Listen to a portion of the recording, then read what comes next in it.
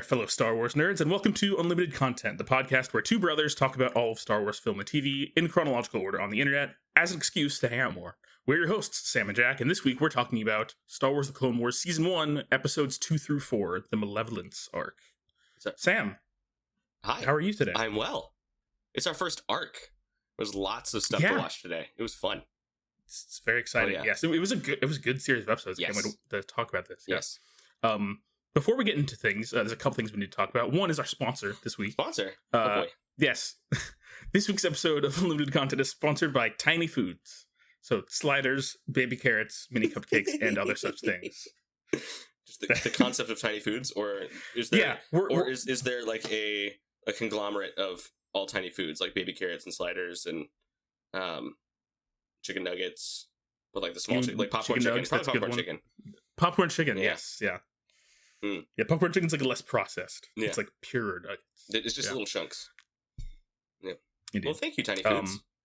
Yes, thanks, Tiny Foods. I like being in the era of our more conceptual sponsors. Yes. These are fun. But also, a very special thing we have to announce today. We have a guest on today's podcast. You want to say hi, guest? Hi. Hello. This is our guest today is Andy from the podcast What Makes It Great, and also from being our cousin. Hi, Andy. Yes, I am both of those things. I'm from both of those things. Yay! Yep. It's what's on your business cards. What's on your LinkedIn is that podcast. Yeah, that and podcast, from that podcast and from Sam and Jack's family. Yeah. But just the two of us, not any of our other relatives. No. Really important. Yeah, y'all are the only ones that count for now, right now, in this moment. It's our podcast, so you're correct.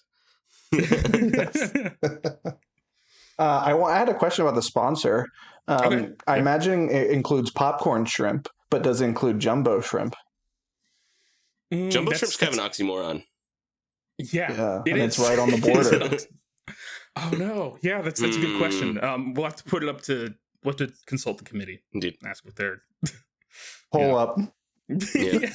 Actually, there's a poll feature on Spotify. I might put up a poll for that. Nice. So, I love it. Yeah, jumbo shrimp. Is it a tiny food or not? Yep. All right, listeners, you got to call in before the next episode. Let us know. Is it a tiny food or not? Indeed. Yes. And also, speaking of which, later in the episode, we have a voicemail from another family member of ours, another cousin. It's a Cousin Palooza today. It is Cousin Palooza. I love Cousin Paloozas. Me too. That was kind of our entire childhood. We have them frequently. We did. It was our entire childhood was Cousin Palooza. I know. We were at one of our cousins' weddings, and I was lucky enough to be in the wedding party.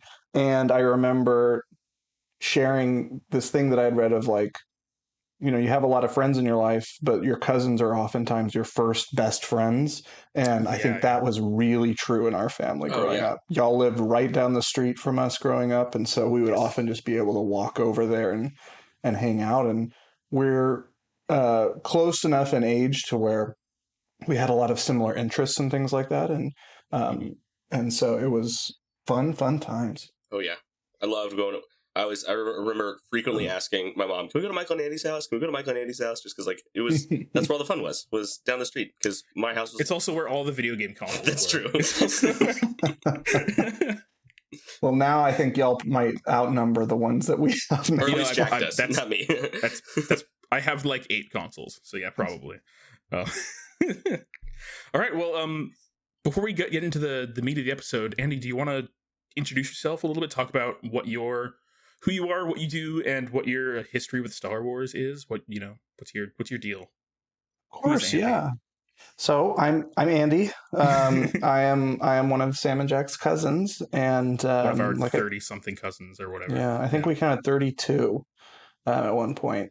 First cousins, all on one side of the family. Yeah. I don't have any cousins on my dad's side of the family, but y'all have quite a few on your dad's side of the family too. We have like 3. I thought you had more than that. No. Yeah, pretty small. It's a big contrast. All right.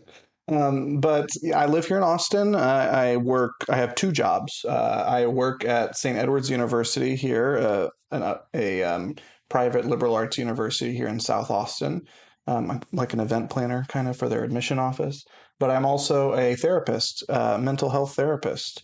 So my wife, Paola, is also a mental health therapist. She has a private practice that I work with, and so I see clients via telehealth. So I'm kind of very in my element right now with y'all as I see you on a screen. This Yes. is kind of what I Excellent. do a lot. So just don't talk about your problems or you'll have to pay me.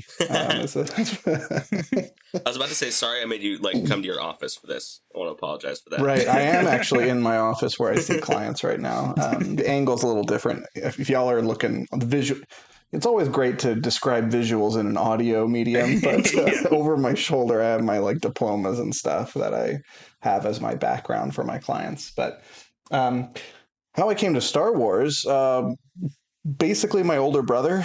My older brother was a big Star Wars fan, and I think how I really did a deep dive into it is when I was young, they had a real big push for new action figures, and they had like a collectible card game that we were big into collecting. And so um, there was a lot of like random side characters in the background that I was like, I know that character's name because I have his card and I know a little bit of information about him. And so that's kind of how you had to hunt for information on these worlds and these characters before the Yeah. internet.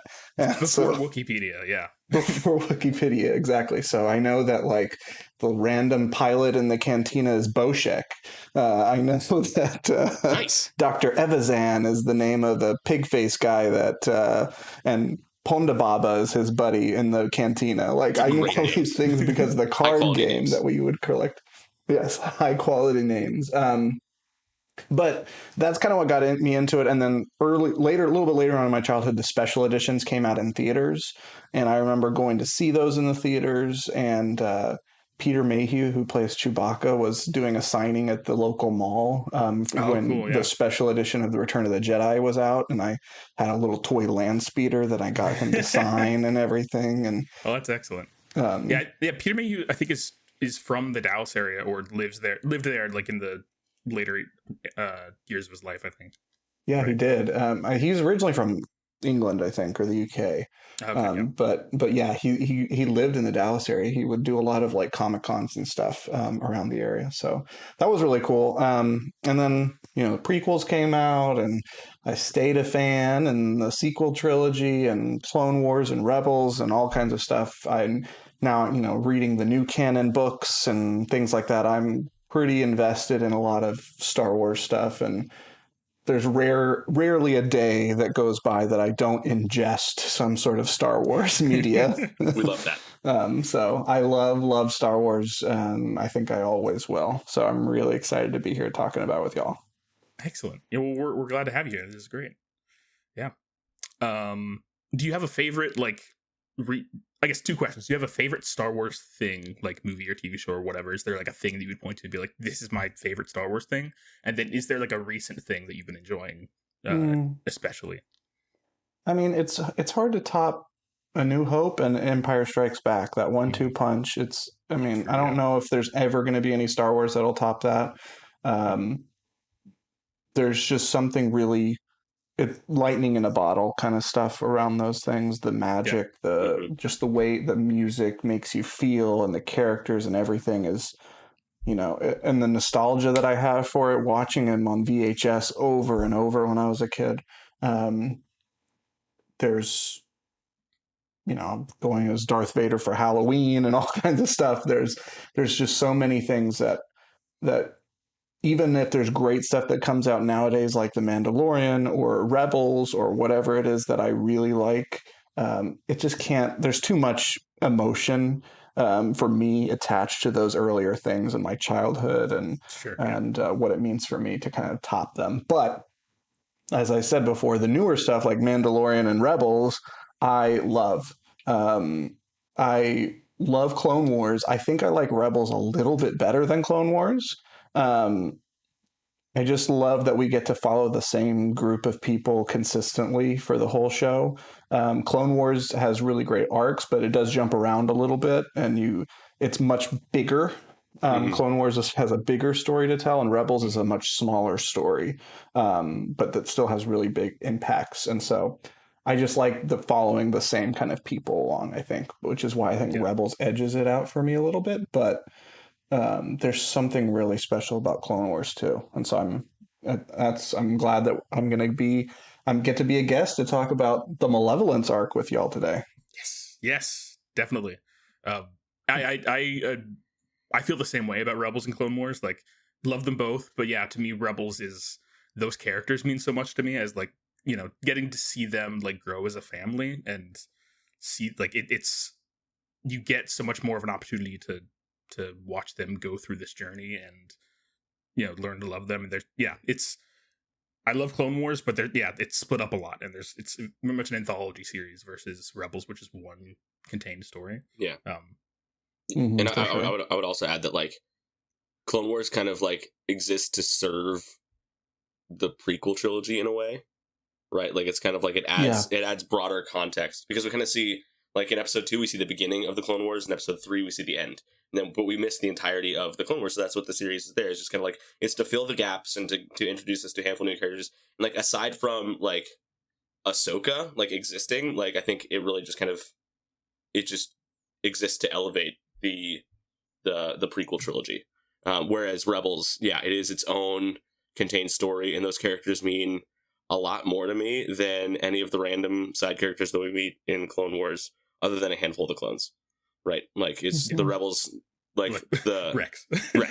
It's Rex, and it's okay, but Well, but she's not a side character. And Hondo, come on, Hondo. We mean Hondo. And Hondo, Hondo Naka. Hondo Naka. Yeah, he's great. Yeah, I love him. Yeah, good. And if y'all have been to Disney World and gone to Galaxy's Edge, or Disneyland and gone to Galaxy's Edge, you can see a full-size animatronic Hondo Naka. No way. And it is glorious. Man, I haven't been able to go to Galaxy's Edge since it opened, but man, it's a dream. It's a dream, definitely.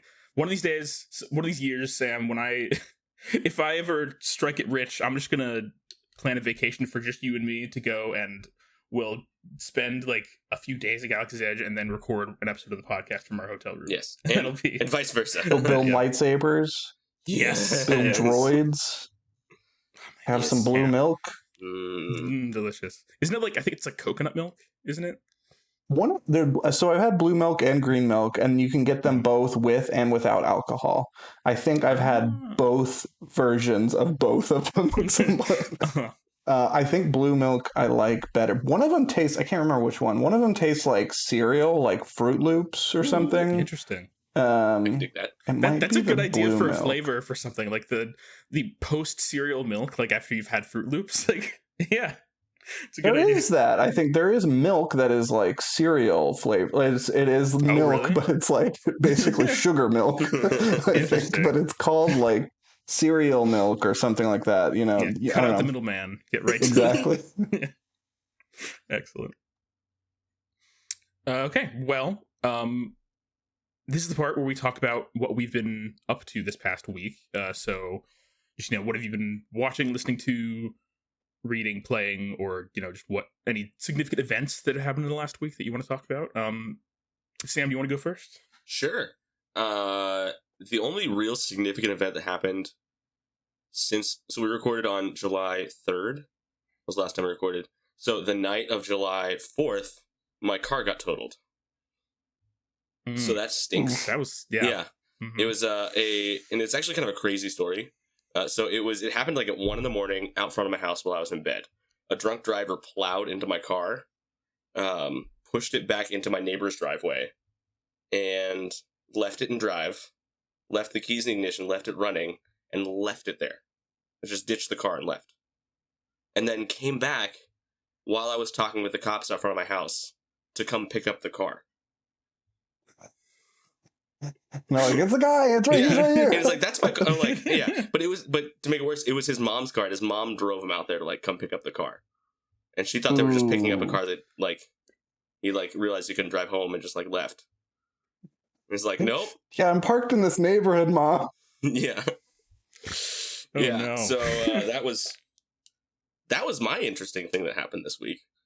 Super stressful. How did that resolve? I haven't heard the end of that story. Like what's going on with your car? So their insurance finally picked up the car yesterday. So the pilot finally got picked up yesterday. So the accident happened Tuesday night into Wednesday, and then the following Monday afternoon is when my car got picked up. So it's just been sitting in my neighbor's driveway, like unable to move, like for that whole time, and I felt really bad. Me and Sarah baked him a bunch of brownies this afternoon and brought them over. Like, sorry, yeah. So sorry, somebody else destroyed my car and left it in your driveway. Yeah. Yikes. Well, that's a bummer. But that's the only. Sorry you had to go through that. That's the only like exciting thing that's been happening. Just been like busy with work and some other stuff. Haven't had time to do anything fun other than get ready for this podcast and wait for my car to not be in my neighbor's driveway anymore. So that's all I've been doing. Jack, what have you been up to? Well, hopefully more fun things than me. My week did not go quite the same way as yours did. That's good. Yeah. Let's see. I've been playing more Powerwash Simulator. Yes. Which you wouldn't have heard this episode yet, Andy. But yeah. So the last episode I talked about this hasn't come out yet as of recording this, but there is a video game called Powerwash Simulator, and it is just you see like videos it is what I think it is. Yeah, of like people power washing, and it's just like, ooh, it's so satisfying. It's as a video game. It's just so you play as a power washer, and you go and like, there's like a house or a playground, and you just walk around and you slowly power wash things, and you can like upgrade your power washer, and like that's awesome. It's really honestly super relaxing and fun. No, because that's great. For some reason on my like Instagram or something, it got recommended to me. Somehow it got into my algorithm that I would enjoy people deep cleaning dirty rugs and carpets that they get sent in. Oh my gosh. And it is so satisfying to watch this like circular thing that's black, there's just black with mud and dirt, and then they just slowly clean it, step by step, and it's like, oh my gosh, had this great design and pattern. So like I totally get the satisfaction you must feel playing Powerwash Simulator.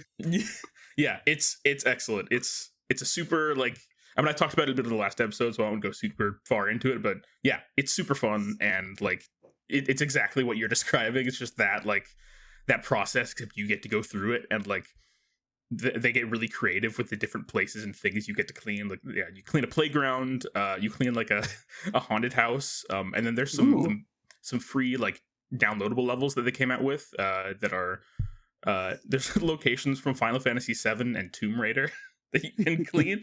Clean Midgar. I mean, yeah, you go to Tifa's like bar and clean her bar, and like, yeah, Tifa's seventh heaven, clean it. Exactly. Yeah, I wouldn't want to touch the playground. That sounds disgusting. Yeah, kids slobbering all over everything. Mm-hmm.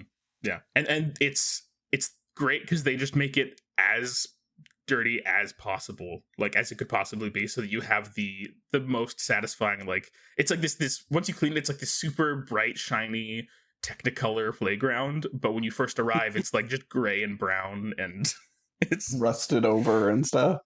Yeah. That's awesome.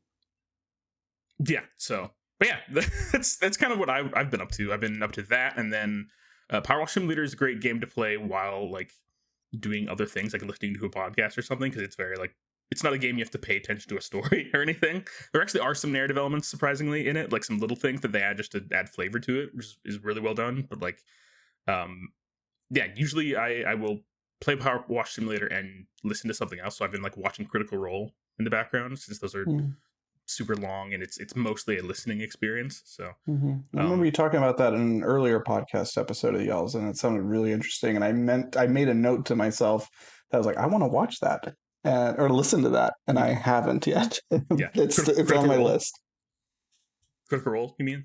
Yeah, Critical Role. Yeah, it's excellent. It's also like 300 something episodes now, and each episode is like between 3 and 4.5 hours long. So it's a lot of content. But that's, one of the few things that the pandemic was good for is binging media. So well, and you're in the business of a lot of content, so. Yes, unlimited amounts, you could say. Yeah, so I played Powerwash Simulator more and watched more Critical Role. And I guess I can talk about I made a video. That's kind of what the big thing was in the last week. There's a YouTube video I came out with not too long ago that it's just I've been wanting to kind of have a YouTube channel where I just talk about my thoughts and feelings about things, and I spent the last couple months just like writing out this script and trying to get thoughts out, and anyway, it was really hard, but I got it out and I'm proud of that, and I think it turned out pretty well, and I'm hoping to make some more videos at some point. But yeah, so that's kind of what occupied most of my time and my brain space in the last week. But very cool. I haven't had a chance to watch the video. I don't. It's on YouTube? You said I can check it out there. Yeah, and it's I posted it on Facebook, so you can find it there. Okay, cool. So. I'll take a look. Yeah. I did get a chance to watch it, Jack, and it was very powerful, very moving, and I'm really proud of you. I've been watching. I mean, like, obviously I've known you my entire life, or your entire life, I should say. But like I just seeing just like what you've been through and the struggles that you've had and how you've come out the other side so much stronger. I'm really proud of you, dude. You are getting through it, and I love you. Thank you. I appreciate that. Yeah. It's without going into much detail about it, it's a video just about my kind of experiences with mental health and self-image and things like that, and how like creativity and making art plays into that and plays into kind of my mental health. And anyway, just had a lot of thoughts about that, and I've been in therapy for the past several months, and that's been really helpful, and I've felt a need to get some things out into the world and say some things, and also just like get to the point where I feel like it's okay for me to like want to say things, and it's not like self-indulgent, or like making things and being creative is part of the human experience, and part of, like, for me at least, having like a healthy, like taking care of myself. Basically, it's a self-care thing, But yeah, well, that sounds like it's right up my alley, considering my field that I'm in. I'm really interested now. But yeah, that's so important, and that's one of the reasons why I'm really glad that y'all are doing this podcast, and was a driving force for my brother and I to do our podcast. And it's, whether or not people listen is not really the point. It's just to be able to kind of flex that creative muscle a little bit. It's to be able to develop and build relationship with someone that you care about. But it's also about putting yourself out there a little bit in a way that maybe is a little scary and anxious, but you're doing it in a safe way with someone that you care about. And, I think we all could use a little bit more practice in doing that. And, whenever we have a good experience of doing it and getting support and getting, good feedback from doing that, it just encourages us to, build up that self-confidence in ourselves and continue to be able to continue to learn about who we are, where we come from, and where we want to go, and be able to share that with the world. So that sounds, if it's anything like what I'm just saying, it's going to be great. And so I'm looking forward to hearing and watching that video. Cool. Yeah, no, 100% agreed. Yeah. How much do you charge per hour? What do I owe you now after? We'll talk about that off air. Okay. Yeah, 100% agreed. I can't wait to hear what you think about the video. Andy, what have you been up to in the meantime this past week? Well, we had a little bit of a car adventure too. Fun. Oh, really? Not nearly as dramatic, but a check engine light came on, and the cost of repairs was going to be more than the value of the car, so we ended up trading in a car and all kinds of stuff, and getting a new used car. What'd you get? A Toyota Corolla. Ooh. So it's fancy pants. It's a little bit newer than the car we traded in, so that's cool. That's good. It's got a backup camera, which is awesome. I love backup cameras. And Toyota Corollas will last forever, for sure. as I'm told. So I'm super excited about that. Yeah. Not super excited about having a car payment, because we didn't have the. We had finished paying off all our cars and everything, and now we are not done with that. So well, yeah. But in terms of media, I'm doing a reread of Lord of the Rings right now, about halfway through Two Towers. Nice. I've decided to try to do a reread of Lord of the Rings once a year. Oh wow! Just because it's that great of a story. And I'm a little behind, Jack. I know I go to you for opinions on video games and on all video game media. But I might be behind, but I got Hades on my Switch, and it was on sale during like a flash sale, and so I got it for like $10 or something, and I have trouble putting that thing down. Isn't it great? It's good. So great. It reminds me a lot of Vampire Survivors in the way that I just cannot stop. I'm like, one more round. Just like I keep going back to it. Yeah, Vampire Survivors is a game that I haven't played yet, but I've heard so many like it's one of those games that looks like it wouldn't be like super fun. It just looks sort of like chaotic, and the graphics are very lo-fi, but like people say that it's just super satisfying and addictive and like really well designed. So it's been on my list. It's a lot like Hades. If like you get a little bit of progress on a thing and you're like, oh well, but I have all these new upgrades now, and so maybe I can get further, and then like you just keep going and progress, and it's constant progression and constant growth that's really rewarding, and it's a lot of fun and just really addictive. But I would recommend that, and it's like $3 on Steam or something like that. It's super cheap. Yeah, it's Steam summer sale right now is going on, I think.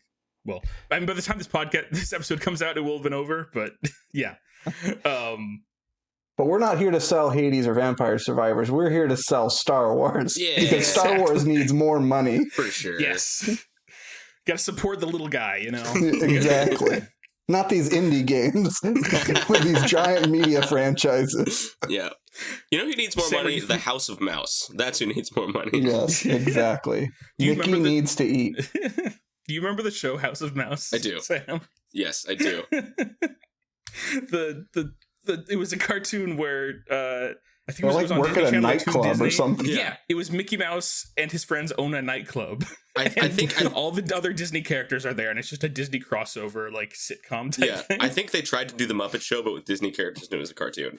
Is kind of what they kind of tried to do. I kind of loved it. Oh yeah, it was fun. But that was like the narrative, like framing device, and they would just play. It was just like Disney shorts, right? Yeah, was it really? Right. I didn't even know. It was the in between segments were like the nightclub that they have, the House of Mouse, as it were.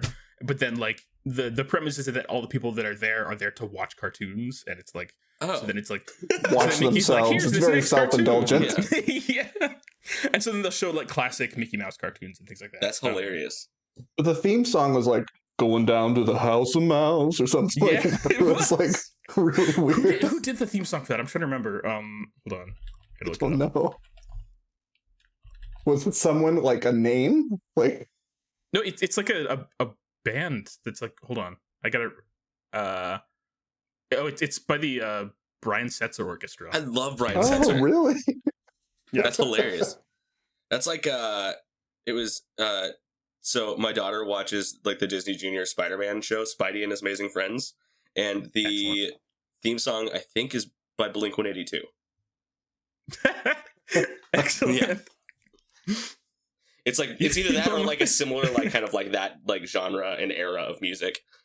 Like they're like all old enough to be dads with like elementary school kids, and like they're just like, all right, well, yeah, I'll do the theme song for a Spider-Man TV show. My kids will love this. Excellent. Yeah, Spidey and His Amazing Friends, brought to you by Stained. Brought to you by Megadeth. By Megadeth. The All-American Rejects. Yes. By Snow Patrol. Sam, do you want to hear my favorite Blink-182 joke? Yes. It's well, give me a second to remember how to say it so that I don't completely like whiff it on the first try. Also never a good sign when you're laughing really hard before you've told the joke. Yeah, I know. You're creating so much suspense and thing, and then it's gonna fall flat. Yeah, no, I'm a humorist. That's what they call me. I'm a master comedian. It's man, if this is the one that they ended up with, the first 181 blinks must have been really bad.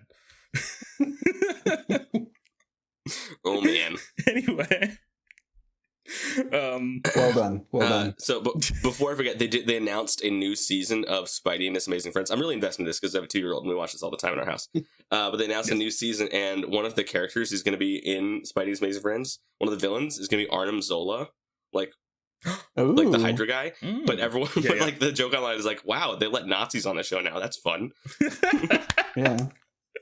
Excellent. His Amazing Friends are getting real dark. Like, oh, a Nazi eugenicist is now on this children's show. That's fun. Yeah, you might have to have like a very tough conversation with your 2-year-old. Yeah. Luckily, it's just like the giant robot version of Arnim Zola. So like it's like the TV screen with a face, and he kind of just looks like a Teletubby mixed with a Decepticon is kind of what it looks like, but like for a children's show. So I saw Indiana Jones in the Dial of Destiny, and the actor that plays Arnim Zola in the MCU is Toby Jones, right? Toby Jones, he's in Indiana Jones, really? And they're like running away from the Nazis in the movie, and I was like, he's a spy. Don't trust this guy. It was hard for me to separate. Second. He's Hydra. No, you gotta... I've seen this before. And there's a very Hydra-esque thing that happens in Indiana Jones and the Dial of Destiny. So maybe he had something to do with it. I don't know. Never trust that guy. What did you think of Dial of Destiny, by the way? I liked it, actually. I thought it was fun. It's long. It's like almost 3 hours long, I think. 2.5, 2:40, something like that. It's better than Crystal Skull, in my opinion, and it's not as good as the original trilogy. But it's closer to the original trilogy, I think, than Crystal Skull was. So it's as good as a 5th Indiana Jones movie, I think, with an 80-year-old Harrison Ford can be. There you go. Yeah. I was disappointed to hear that the reviews were kind of middling on it. Because I love Indiana Jones, and the first trailer, at least, like the first main trailer, made it look really good. And it just looks like it has a great cast, and also because it was directed by James Mangold, who's made a bunch of great movies. What else has he made? Logan. Oh. He made Logan, and he made Ford v Ferrari, and 3:10 to Yuma. 3:10 to Yuma is a very underrated movie.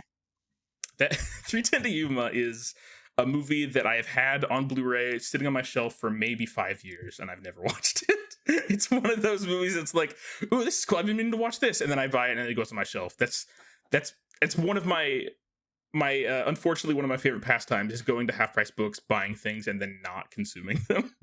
You and me both. We just cleaned out our garage and probably donated a bunch of books and movies that most of them got from Half Price Books, and we're just like having to make difficult decisions about. But 3:10 to Yuma is good. You should watch it. He also did Walk the Line, which was good. The Johnny Cash biopic. And don't forget the classic Kate and Leopold with Hugh Jackman. I've seen he's that. Like some royal who like goes into it and comes into the present day from the past and falls in love with somebody. That's actually a good movie. So, I mean, Sarah loves those kind of movies, and she made me watch it, and I actually really, really enjoyed it. Like, I could watch this one again. Okay, it's a good movie. So there you go. Yeah. It's one of those James movies. Mangold. Yeah, it's like one of those movies I didn't expect to like, but she's like, Hugh Jackman's in it. I'm like, okay, fine, I'll watch it. And it was like, yeah, from the director. Does he sing, or does he have adamantium claws? Or both. When will it happen, everybody? Deadpool 3. That's Come Deadpool on, 20th 3. Century Fox. Come on, Disney. Get your shit together. Yeah. Yeah, Deadpool 3, that's what's going to happen for sure. Have you guys seen the leaks that are coming out from Deadpool 3? They had did you see, I just saw today, like the photo that came out, the official photo of him in the yellow suit. That finally. was so cool. Oh, yeah. Like 20-something years after he started as Wolverine, that finally got him into a yellow suit. Yeah. So the theory is that they're going to adapt Deadpool Kills the Marvel Universe, like that comic book run. But it's going to be Deadpool is like working with the TVA to prune the Fox universe. Oh, that'd be cool. I hope so. And then he's teaming up with like a Wolverine from a different universe. Or like maybe that's why he's wearing yellow. yellow. Or like might be the MCU's Wolverine or something. But yeah. But there's like one, like some footage leaked online of like them filming on site, and there is a giant 20th Century Fox logo, like that is like half buried in the sand on a beach, kind of like Planet of the Apes style. And they're having a big epic fight scene in front of this 20th Century Fox logo. That's incredible. It's nuts. Too meta for me. That's awesome. Could not be more excited about this movie. It's either gonna be amazing or terrible, and I'm gonna love it either way. Yeah. Because they are like kind of putting like they're in production during the writer's strike, so it's probably gonna be terrible. But yeah, I don't know. Oh yeah, I read something about that like they have to stick to the script exactly, like no improvising because of the writer's strike. Oh really? I mean, that makes sense. That's the only way that I feel like it would be like kosher to do it. But even then, it's like I don't know how like it's not in good taste to do that, you know? Yeah. And Ryan Reynolds is like improv king with Deadpool, I would imagine, especially. Most of his good lines with Deadpool are improv. Because it's just Ryan Reynolds. So that has me a little worried. Yeah. Yeah, but well, we'll see. Fingers crossed, yeah. Yep. All right. You know what's coming out soon is Barbie and Oppenheimer are coming out soon. Yeah, Barbenheimer. I'm more excited for Barbie than I am for Oppenheimer. Honestly, same. And I'm very excited for Oppenheimer. Yeah, that looks great too. But like the fact that, like Greta Gerwig is making a Barbie movie and it's super self-aware and smart, as of course it would be, and like it looks so fun and good. And I've been seeing like interviews with like read an interview with Greta Gerwig, and I saw like she talks about how like why can't the other Ryan, what's his name? Gosling. The Ryan who's in this one. Gosling. There are too many Ryans. How about like when they were first writing the movie, they were like, okay, Margot Robbie's going to be Barbie, and they were like on board with her already at the beginning, and then as they were writing the script, they were like, Margot Robbie was like, I want it to be Jeez, I forgot his name. Ryan Gosling. How did I immediately forget his name? Okay. Anyway, yeah, she was like, she like wrote the part for Ryan Gosling, despite the fact she had never even met Ryan Gosling. But she was like, no, this is for him. And like, apparently they had to do some convincing to him, but eventually he was on board. And when he got on board, he was totally on board. Like she talks about how like she has never seen somebody commit more to the soul of a character than Ryan Gosling commits to Ken. Which doesn't really have a soul. Didn't they write Ken like to be like the most like himbo, like just like very like just the dumbest but like most innocent dude on the planet? Isn't that kind of like how they wrote the character? Because like all and like because all the interviews he's done have been kind of in the character of Ken, and it's just like he like will just say nonsense, but you love him for it, and it's that's like the only thing he said about this movie is just like almost in character, and it's dumb and silly, and I love it very much. Yeah, I'm looking forward to Barbie. We don't have our tickets yet for Barbie. We're definitely gonna go opening weekend. We definitely got our tickets for Oppenheimer at the IMAX because we were like, those are probably going to be harder to come by. Because IMAXs are fewer and far between. So we're going to go see that opening night at an IMAX and get Barbie sometime opening weekend for sure. Nice. Rad. Yeah, my current work schedule, my days off are Monday, Tuesday, so I'll probably like just go on a Monday when there's presumably less people, you know. So that'll be good. And then also another movie that I think is coming up before those two is Mission Impossible Dead Reckoning Part 1, which I'm very excited for because I think all the Mission Impossible movies are good. I haven't seen the second one, but I saw all the other ones. I like all of them, but the last three have been like just excellent. Some of my favorite action, just fun popcorn movies ever. They're just incredibly well made and super. Yeah, so I'm super excited for this next one. I'm very happy for that. I saw the first two, and then I didn't see any of the middle ones, but I saw the one that came out before this one, and I really liked it a lot. Yeah. I definitely recommend the 4, 5, and 6 are the three most recent ones, they're all really good. The first one of those three was directed by Brad Bird, actually, of The Incredibles and Iron Giant and whatnot. Yeah. I think that was his first live action movie. So sounds right. There. Yeah. And Mission Impossible 3 came out, I think, when I was in 6th grade. And it was like the perfect movie to watch as a 6th grader. This is just like the most ridiculous. It was just like, as a 6th grade boy who just like loved nothing but like cars and action sequences, like, this is awesome. Like, I remember like the like one of the first scenes to like blow up a bright orange Lamborghini, and I was like, no, it's such a great car, but also it was like awesome at the same time. Yeah, everybody knows sixth grade boys love Philip Seymour Hoffman. That's true. That's his target. Was he in the third one? Yeah, he was the bad guy in the third one. What? Yeah. Yeah. Okay. I saw 1 and 2, but I still need to see 3, 4, and 5, I think. And then I saw 6. Because this is 7 that's coming out, right? Yes. 7 part 1. They've split it into 2 movies. Yeah. This one. That's the thing to do these days. They're following the Harry Potter the way of doing things. You got to split up the 7th movie into 2 movies. Actually, that's true. I didn't even think it is the 7th one and they're splitting it. That is interesting.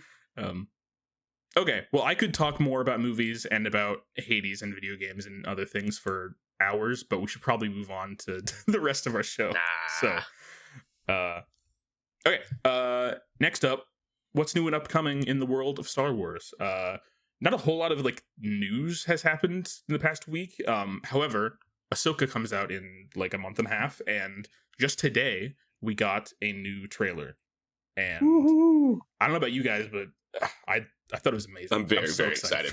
Like, this trailer made it feel more like this is definitely Rebels season 5. Yes, you know, it was like very clearly like they're focusing on all the characters from Rebels, and we see locations from Rebels that we haven't seen in live action before, and like I think at one point they're in the world between worlds, which is super cool. That's what it looks like. Yeah. Sabine like cuts her hair. Sabine has a lightsaber, so we like looks like that she's actually like training with a lightsaber. I think AHSOKA might be training. So my theory is AHSOKA's training because she calls AHSOKA Master. Like, I think AHSOKA is training Sabine to be a Jedi, but also a Mandalorian. Yeah, there's also a point where like in the trailer where she like stretches her hand out, and I'm thinking like, what if she actually is force sensitive and we don't know it? Like, I don't know. It's probably not, but maybe that'd be cool. Yeah. So. I think, Sam, you said it on an earlier episode. You're like, live action Rebels. And I was like, yeah. The whole time I was watching this trailer, I was like, yes, this is live action Rebels. Yep. Because we knew that like Hera was cast and Sabine was cast, but they're in so much of this trailer. Like, they're main characters of the show is what it looks like. I think it's going to be like AHSOKA and then like Hera and Sabine are going to be kind of like, it's going to be like a 3-way buddy cop kind of situation. Like the entire series. I'm very, very excited about it. And also all the callbacks to like Anakin. Like the the two force wielders that like aren't Sith, but maybe are Sith, I don't know. They're like, they know who Anakin is, and like they know Anakin's relationship to AHSOKA. So that's exciting. I want to hear their backstory. There's 2 moments in the trailer that really stood out to me that we haven't talked about. Was one, and probably the biggest thing for me, is we saw Thrawn from the front. Yes. We see his face, he looks so cool. It looks really cool. Yes, it does. And they had like there was a scene in the trailer where there was like a painting or a mural of the Rebels crew, and it was the style of the cartoon. Yeah. And like you saw, they focus on Ezra, and it was like Ezra, the cartoon version of Ezra. And I was like, that's so cool that they kind of brought it in that way. And I was the mural looks exactly the same as it did in like the finale of Rebels, I think. Yeah. So which is cool. Yeah. Like one thing I noticed from, I think it was a set photo, I don't know if it was in this trailer, but it looks so like the mural that we see at the end of Rebels, we see it also in this trailer, but we also see it in like a set photo that was released, and it looks like it's been broken into 3 pieces, and it's on a stand, and it looks like it might be on a ship. And I think, Jack, I texted you about this, but I think because Thrawn collects art, he collects Sabine's art. I wonder if he like saw this, he knew exactly what it was, like cut it out of the wall and put it on display almost as bait for Sabine, because he knows that Sabine's like probably wants her art back, or like I don't know, because that's a theme we see a lot, like with Hera's Kalikuri and other stuff from like Rebels, like Thrawn uses their art as bait to catch them sometimes. So I wonder if that's if that's what's going on here. Yeah, that is interesting. I don't know. I feel like the place that they were in, it looked like they were like, I feel like that's where like she was living. Like I don't know if that was necessarily fair enough. Yeah, like, so that's the impression I got. But yeah, no. Either way, like I'm excited to see. Yeah. I mean, I'm excited to see all of it. Yes, man. This trailer really did feel like Rebels. It was just like they went all in with like you get to see like Hera, and we get to hear Hera, live action Hera, speak for once, which is cool. And like, I mean, it's also. I also have weirdly mixed feelings about this, just because it's the same way that like I'm still not 100% used to Rosario Dawson being Ahsoka, because Ashley Eckstein was Ahsoka for so long in my mind, and that's still like her actual voice and who she actually is. And so like seeing live action versions of these characters, they look great, and I think they cast them really well, but also it just feels like there's a little bit of like an almost uncanny valley aspect of it, a little like discomfort of like, oh, it's my favorite characters, but also they're different. You know, like. Well, you won't have that problem with Thrawn. True, which is awesome. Love that. I love that. Yeah, and I also do think it's really cool who they cast as Hera, because she's with Ewan McGregor in real life. Oh right, yeah. So that's like Obi-Wan Kenobi's like partner is actually Hera. I'm like, this is great. They're a Star Wars family. They are a Star Wars family. Yes, they are.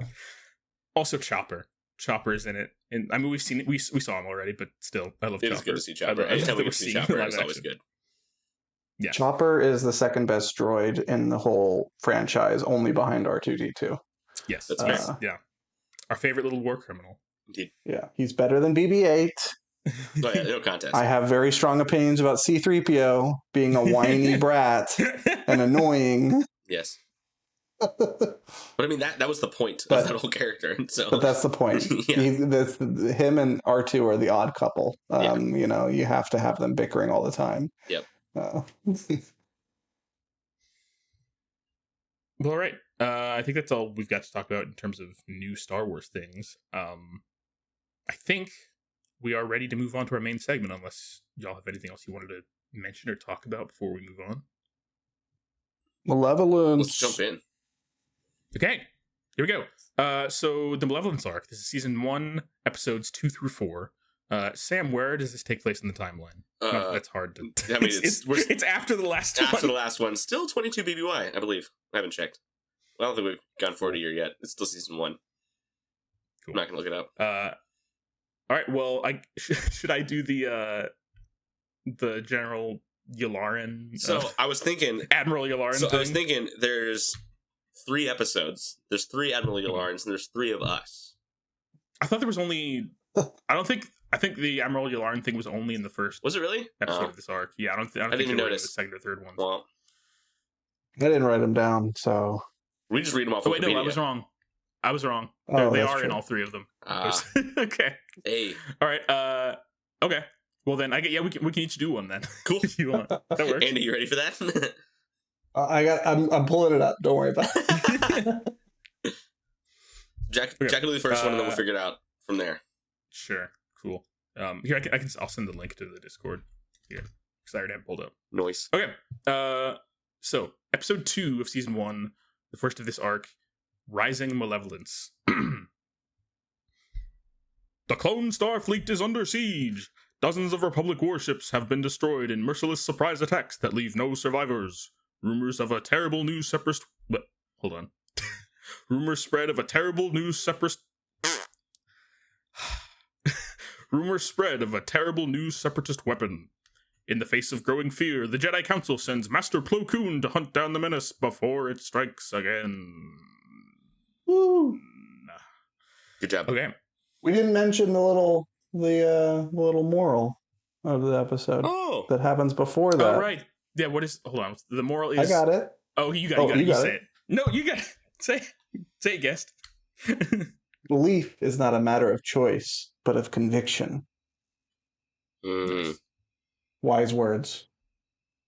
Yes. I think. Thank you. If I knew what they meant. Half the time I'm like, great, I don't know what any of this means. Yeah, it's it's almost, I almost feel like it would be better to like see the moral at the end to be like, oh, okay, I see how this connects. But like, yeah, no. All right, Sam, do you want to start us off with the plot summary of this episode? What happened in this first chapter? What did happen in this first chapter? Or do we want Andy to summarize it? Andy, do you want to summarize? Or do you want me to just do it?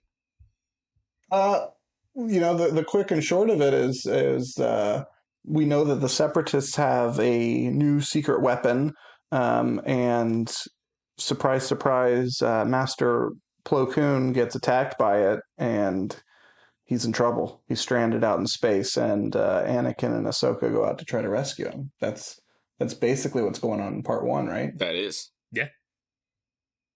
That was a great summary. Do we want it? Do we need to do the read through, or what do we want to do?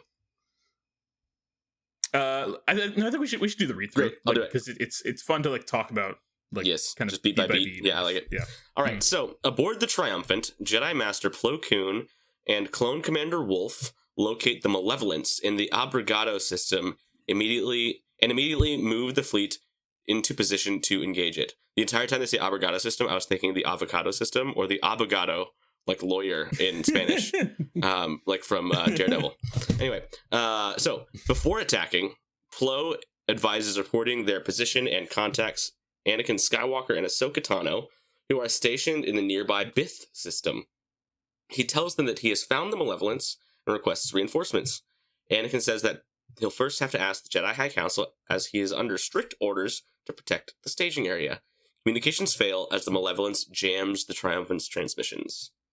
The Malevolence's massive ion cannon fires, knocking out power on all 3 Republic attack cruisers and leaving them defenseless against Grievous's turbo blasters. Plo Koon, along with clone troopers Sinker, CT-4860, and Commander Wolf, manage to board an escape pod just before their cruiser is destroyed. Aboard the Malevolence, Dooku orders Grievous to deploy pod hunters in order to find and kill any survivors and keep their secret weapons position a secret. Yeah.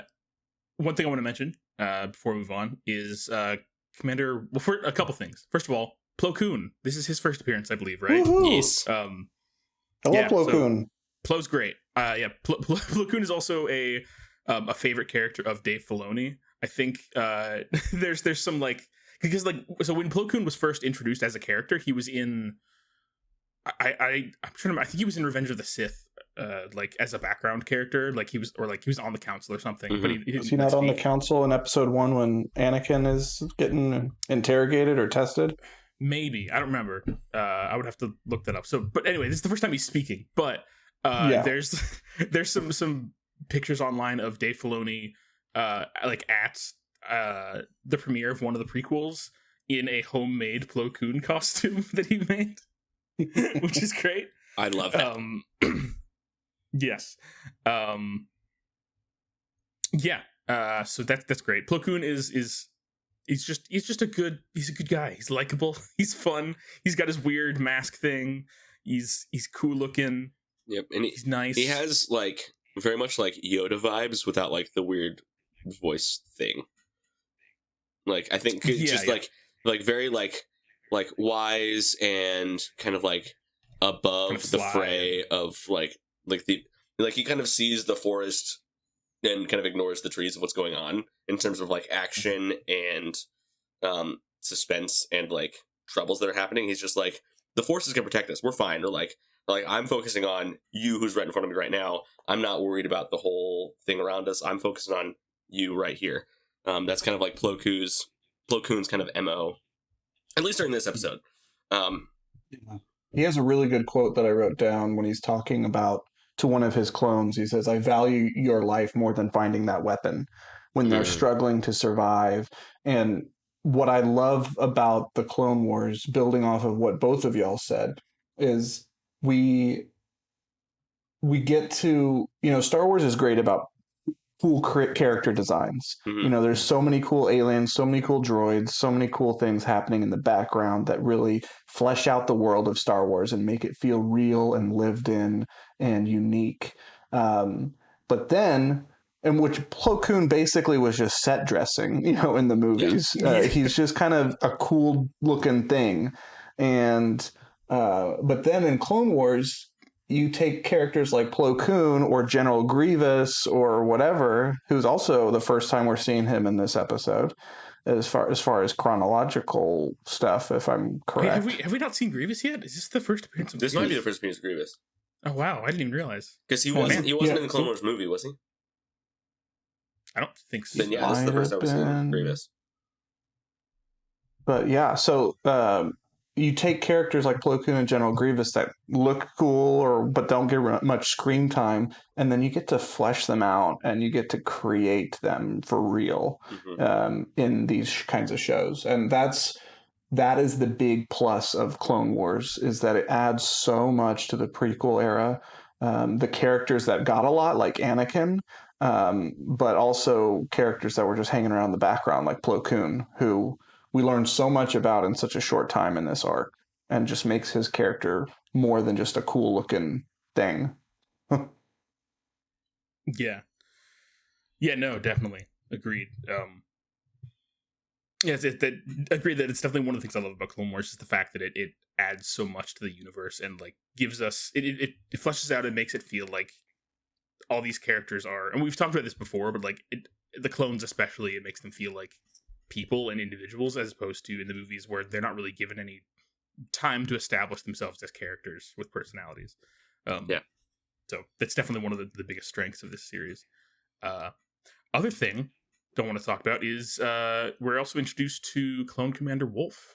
Yeah. Who is another clone who will be recurring throughout the series and eventually ends up being a significant character in Rebels when he comes back then. So yeah, so it's always fun to point out, like, oh, this is the first time we get to meet this clone. Because there's so many of them, but we get to... I think I'm excited to keep going through the Clone Wars this time because, like going through it in detail and talking about every episode, because I feel like I will be able to recognize clones more frequently and, like, follow their paths through the story more than I have in the past when I was just, like, binging the show or, or jumping around or whatever. Yeah. Yeah, I agree. I don't know if I ever would have, like, recognized... Like, I knew that, like, Wolf was a clone that's in Rebels. I don't know if I ever would have, like, made the connection, like, oh, we see him a lot in the Clone Wars, just because, like, other than, like, Rex and Cody, like, you could, like, a lot of the, and, like, the Bad Batch, the clones kind of, like, go over my head a lot of the times. It's just, like, it's just, like, oh, it's, like, a second-tier clone in terms of, like, importance to the plot, and, like, I kind of don't exactly pay attention to them all the time, but, like, it is, like, in this, like, detailed walkthrough that we're going through, it is fun to be able to, like, actually learn a lot more of, like, the clones' characters. Definitely. Sweet. All right. You want to move on to the next bit? Let's do it. All right. Meanwhile, Anakin and Ahsoka inform Masters Obi-Wan Kenobi, Mace Windu, and Yoda, and Chancellor Palpatine about the loss of communication with Plo Koon.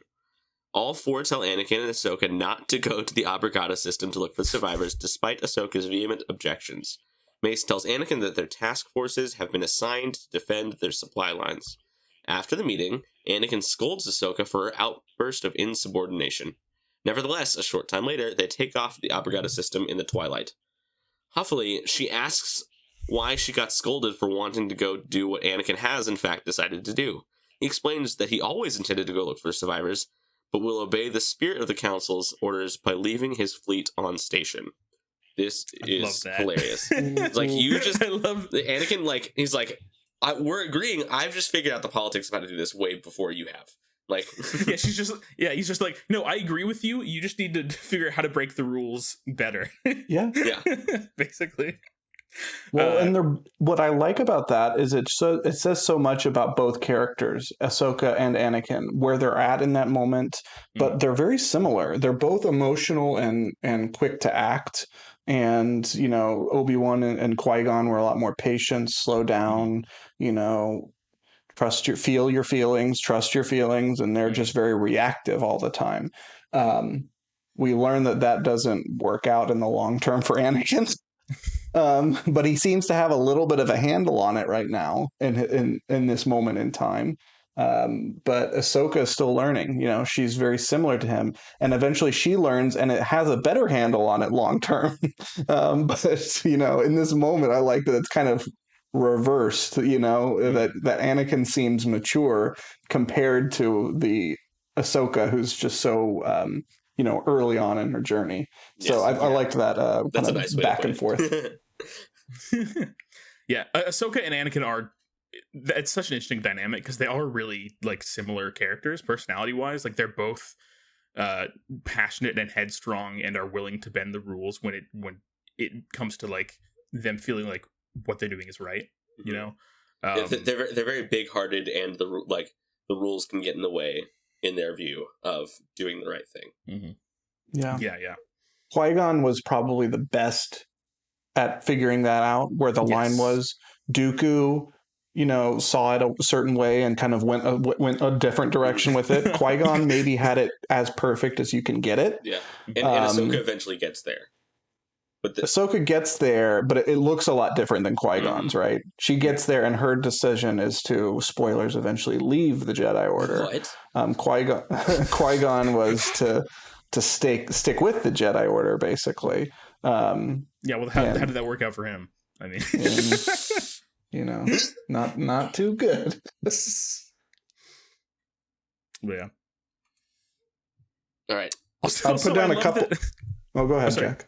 I was going to say, I love that in this plot summary on Wikipedia, when talking about how Ahsoka talks to Anakin, they describe it as huffily. I've never even seen that word before. It's like, I get it, but like, that's not the word. Yeah, yeah, that seems. I don't know if I would have used that word to describe. It works. An angsty female character. I don't know if I would use huffily, but anyway. I was going to say, I put down 3 little moments in this episode that are reminiscent of the original trilogy in some way. One, the pod that they're in is pod 1977. Yes, I noticed that. The release date of the original Star Wars movie, 1977. I think it's one of the droids that says, or maybe it's one of the clones. They're like this. They say this one goes there, that one goes there when they're trying to repair something, which is what Han Solo says to Chewbacca in Empire Strikes Back when they're trying to repair the Millennium Falcon. Oh right, I didn't notice that. That's good. Yeah. And of course, how the separatist weapon is this ship, the Malevolence, that has what we learn is an ion cannon on the side of it, and it fires just like the Death Star laser. They have the same shot that of the soldiers kind of cowering as there's no railing, and this giant beam goes about 5 feet right by them. Yeah, good old Imperial design. There's no OSHA in the Empire. Yeah.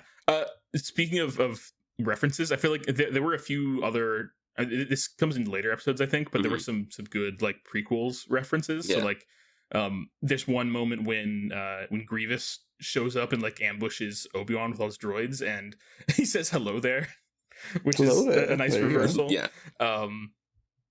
And then the other thing is that there's a scene when Anakin and Obi-Wan are both they're like getting into an elevator and like about to, or they like just flew to the ship, I think, and Obi-Wan's like, spinning is not flying, and Anakin goes, yeah, but it's a good trick. Yeah, but it's a good trick. I remember that too. I love that. And then later on, when they're like being pursued by droid ships, Obi-Wan's like, I think now would be a good time for a good trick. Like, and again, it's like, yeah, I was thinking the same thing, and then he starts spinning. Anakin's like, I was like 6 when I said that. Leave it alone. Stop bullying me. It is such a big brother, little brother dynamic sometimes. Yes. It's great. All right. Well, back on Coruscant, Obi-Wan, who knows Anakin all too well, guesses that Anakin has gone off alone, and both he and Palpatine issue repeated demands for Anakin to resume command of his fleet. Back in the debris field, while attempting to fix their escape pod, Plo and the clones spot another pod. However, upon closer inspection, they realize it has been broken open, and the clones inside have been killed by a pod hunter. The group then witnesses one of the pod hunters attack another nearby escape pod, breaking it open and killing all inside. Then the pod hunter crew notices their escape pod and latches onto it. Plo and his men fight and destroy the pod hunter, but this alerts Grievous that Republic survivors are still in the debris field. Now, such a cool moment. It's such a cool moment. And in this scene, this scene skips a lot of really important, high quality dialogue that I don't want to miss. Because this is where the line, Andy, that you pointed out, that your life is more valuable than finding that weapon. And then my favorite line from maybe all of at least this part of Clone Wars is one of the clones says, "But Master Jedi, we're clones, we're meant to be expendable." And Plo says, "Not to me, you're not." Yeah. I don't know. Yeah. I don't know where it is in the timeline, because I don't think it's come up on the show yet. But there's that one terrible Jedi. I don't remember his name, but he definitely thinks that clones are expendable. Yeah, that's season 2 or 3, right? Yeah, it's pretty far into the series.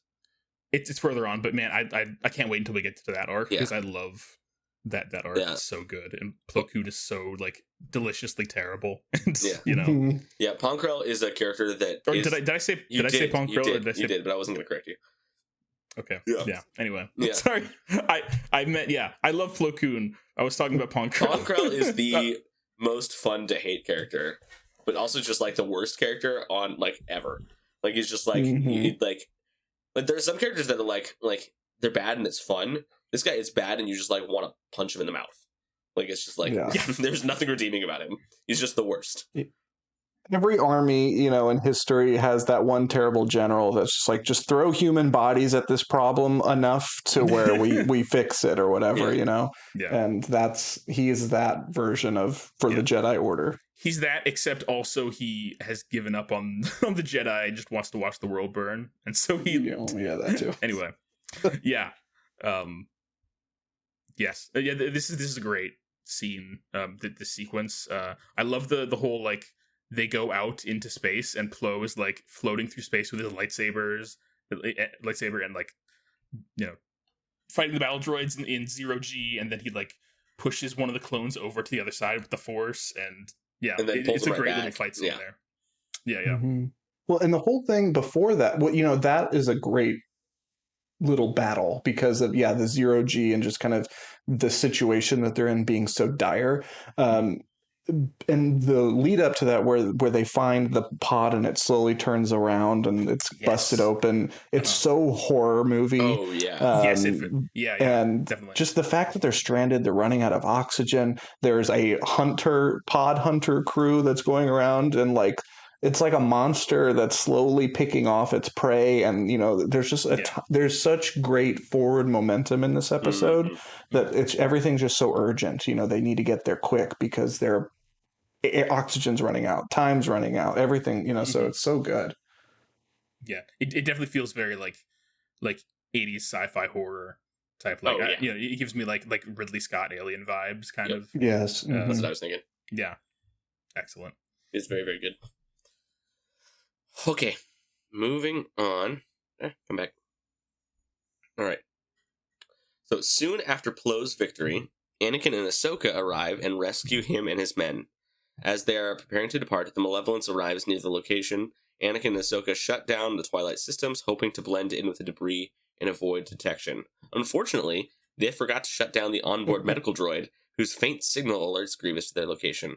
Forced to flee the blast from the ion cannon, the Twilight narrowly escapes with a desperate hyperspace jump. Grievous reluctantly informs Count Dooku that the survivors have escaped, meaning the Republic will learn of the Separatist secret weapon. Dooku, vexed, says he will have to contact his master. Once the Twilight reaches Anakin's fleet, Commander Wolffe thanks Anakin for assisting him. Anakin and Plo then contact the Jedi Council, informing them of the secret weapon and its capabilities. Anakin asks Ahsoka to come with him, claiming that they should both share the responsibility for their actions. The end. Yay! Woo-hoo. End of part 1. Yeah. I like in this episode, one part that the summary doesn't touch on is the reunion between Ahsoka and Plo Koon, because Plo Koon was the one who found Ahsoka when she was a youngling and brought her to the temple. And so Plo Koon is kind of a father figure to Ahsoka, which is really, really cool. So it's kind of like, it was like a very like touching like reunion, them, a very heartfelt like embrace kind of thing. I'm so glad you brought that up, Sam, because that is the key wrinkle that makes that very wrinkly looking guy, Plo Koon, such a great character. Because we all love Ahsoka, or we grow to love Ahsoka over the course of the Clone Wars. And the fact that he's basically, in a lot of ways, her father, will make, his eventual demise in Order 66, which, to your point, Jack, earlier, Dave Filoni's obsession with Plo Koon. I heard that he tried to convince George Lucas to let him bring him back, and he was like, "No, he's gone. You can't bring Plo Koon back." Oh no! It's actually when you say that when they were filming Mandalorian season 1, the one where Luke Skywalker shows up. I think was that season 1? End of season 1 when Luke shows up. End of season 2. End of season 2. Okay. Dave Filoni told everyone that it was Plo Koon showing up. Yes. Just to keep Luke to keep the Luke appearance a secret. It's like it's Plo Koon. Plo Koon's back. Yeah. Well, and the other little cool moment that with Ahsoka and Plo is that they have a very Luke and Leia on Cloud City moment where they sense each other through the Force, and Ahsoka knows exactly where to go to find Plo Koon, just like Leia with Luke when he's dangling off the rabbit ears antenna on the bottom of Cloud City. And then Plo calls her Little Ahsoka. Like he still like treats her like this, like like he's in his eyes she's still a youngling. She's still like this little kid. Yeah, I love that he has that endearing nickname for her. Yeah, Little Ahsoka. Also, I love Plo Koon's voice. It's very just like it's deep and cool, but also kind of calming, and like he seems like a chill guy. You know, very zen. Yeah. The only other note that I have for this first one was there was a scene, I don't remember where it is in the episode, but there's a moment where Palpatine is already kind of planting some seeds of distrust between the Jedi Council and Anakin. Kind of like you can see a little bit of hints of like, they don't really appreciate you. They don't, like he really only does that in like episode 3 in the movies, and then maybe a little bit in episode 2. I don't recall. But and so it's important. It adds so much more to Anakin's eventual turn when you see it pretty consistently in the Clone Wars. And I think this was if not the first example, a very early example in the Clone Wars of Palpatine, just groundwork, being a master manipulator. Yeah, there's a lot of that throughout the Clone Wars that they do a really good job of establishing that, of like just a lot of little moments of Palpatine being like sort of this like kindly doting old politician man, but like also clearly like we know that he's manipulating him intentionally. Yeah, so there's a lot of that. It's great. Also, I'm trying to remember, there's a phrase that Plo Koon says like as a greeting a couple times in these episodes, and I'm trying to remember what it was, and I was like, what is that? I've never heard that. I mean, I've heard it, I assume, from having watched this episode before, but I didn't remember it. Yeah, I didn't remember to write it down. Yeah, I don't remember. Howdy, partner. Is that what he says? Yeah, that's what. Howdy, partner. Like, I'm Plo Koon.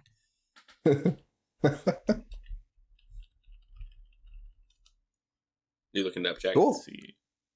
I'm Rising trying to see if I can Malevolence. find it somewhere, but Kotoya is what he says. Kotoya. Interesting. There's an article on StarWars.com saying something about it. Hold on, let me look at this.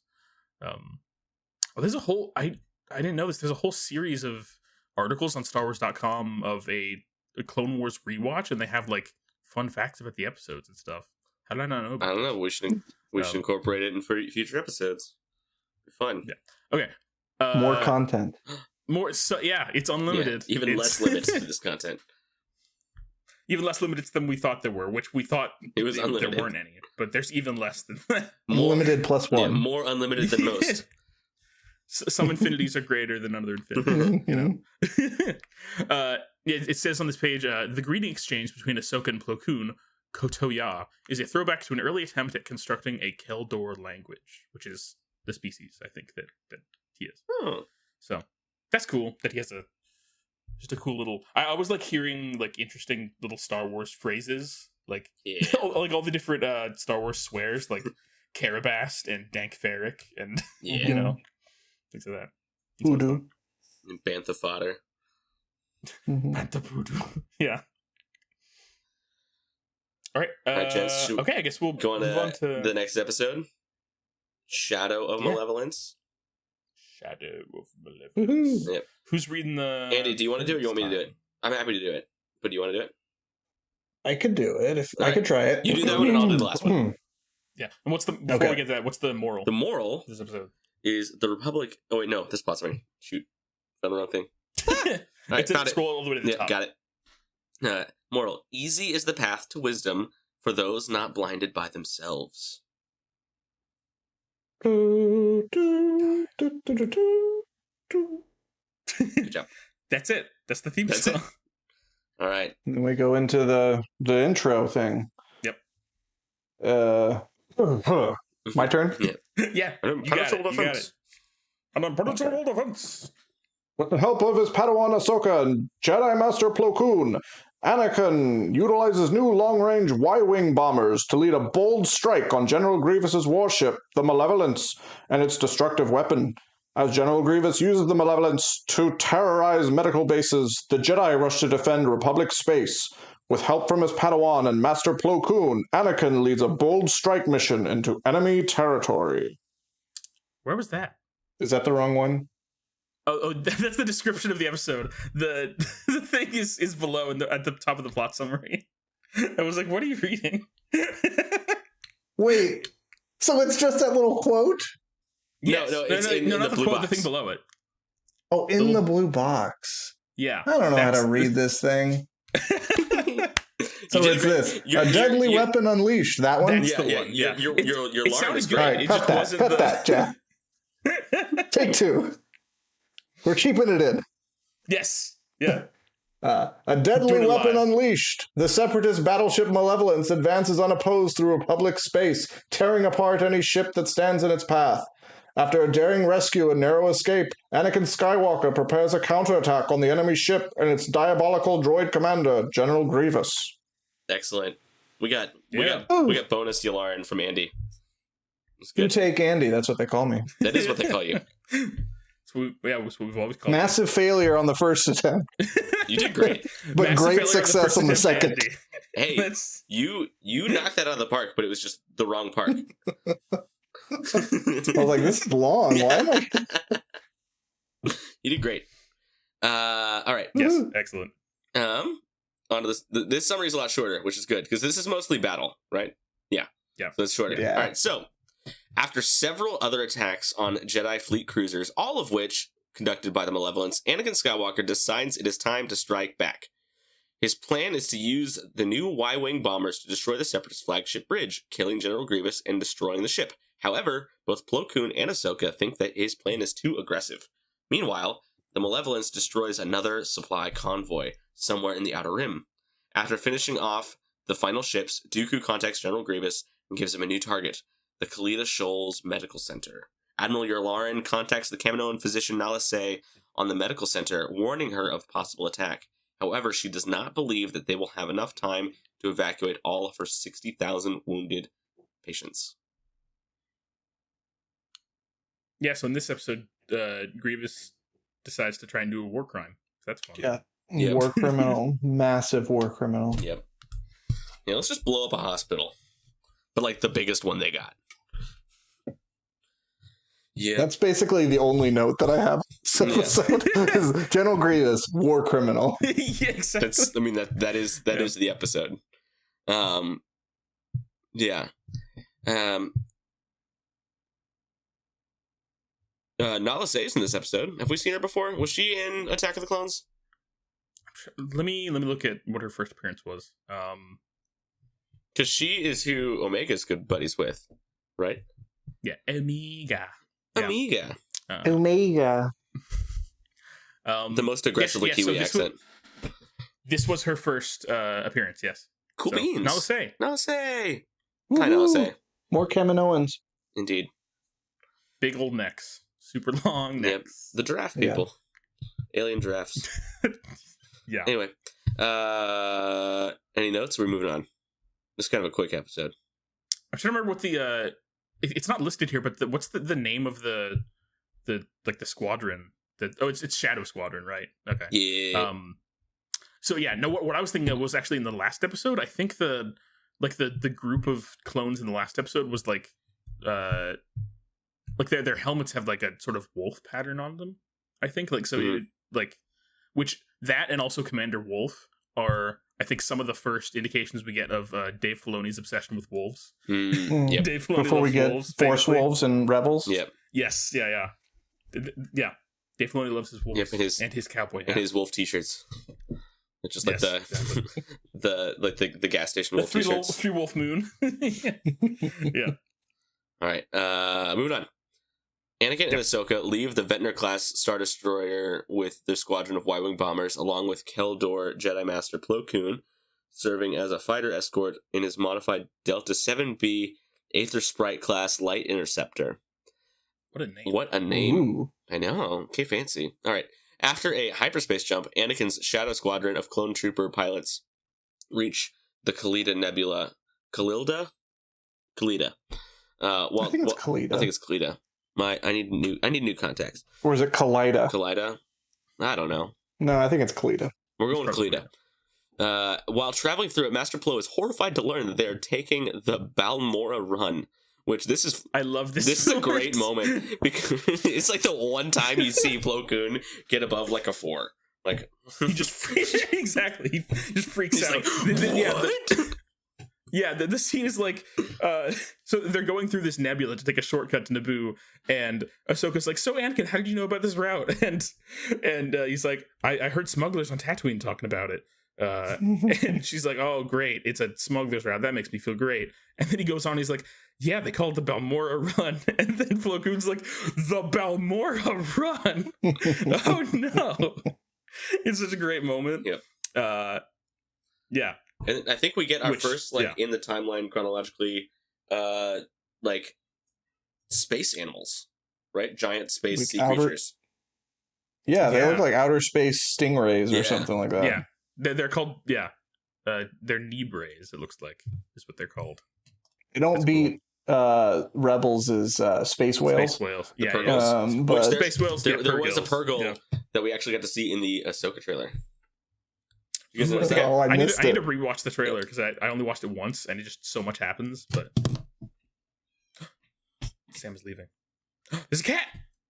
And it's gone. No, I'm just kidding. Goodbye. That's our next guest. Is that cat? Sorry. My cat has been napping on the bed for like the last 3 hours, and then she was about to start yelling. So I was like, "Who's time?" Was that, or you guys? We would just have cats on the podcast, which we don't want. Yeah. All right. Balmora Run. All right. So before they can turn around, though, they fly into a nest of Nebrays. Shadow Squadron is able to navigate through it, although Matchstick's ship sustains damage to its port engine. Just as they reach the Khalida Medical Center, the Malevolence comes out of hyperspace. After it fires its ion cannon at Shadow Squadron, Anakin loses almost half of his Y-Wings to its disabling blast and is forced to make a new plan of attack. The Malevolence then prepares to target the medical center. All right, there's some things we got to talk about here real quick. First of all, the fact that there's some really like cruelly hilarious naming of characters in this series. So like Matchstick, he dies by blowing up in a ball of flame, which is so sad. And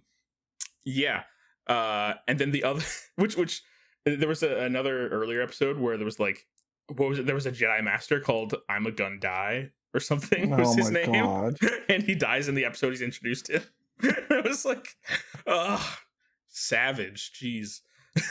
It's like some James Bond, Austin Powers level of like naming characters, you know, just like Dr. Evil. I wonder what he does. He's a good guy, right? Although to be fair, Star Wars kind of started that with, you know, like General Grievous, Darth Maul, Savage Opress, Darth Tyrannus. Yeah, you know, Savage Opress, which is just a fancy way of pronouncing Savage Opress.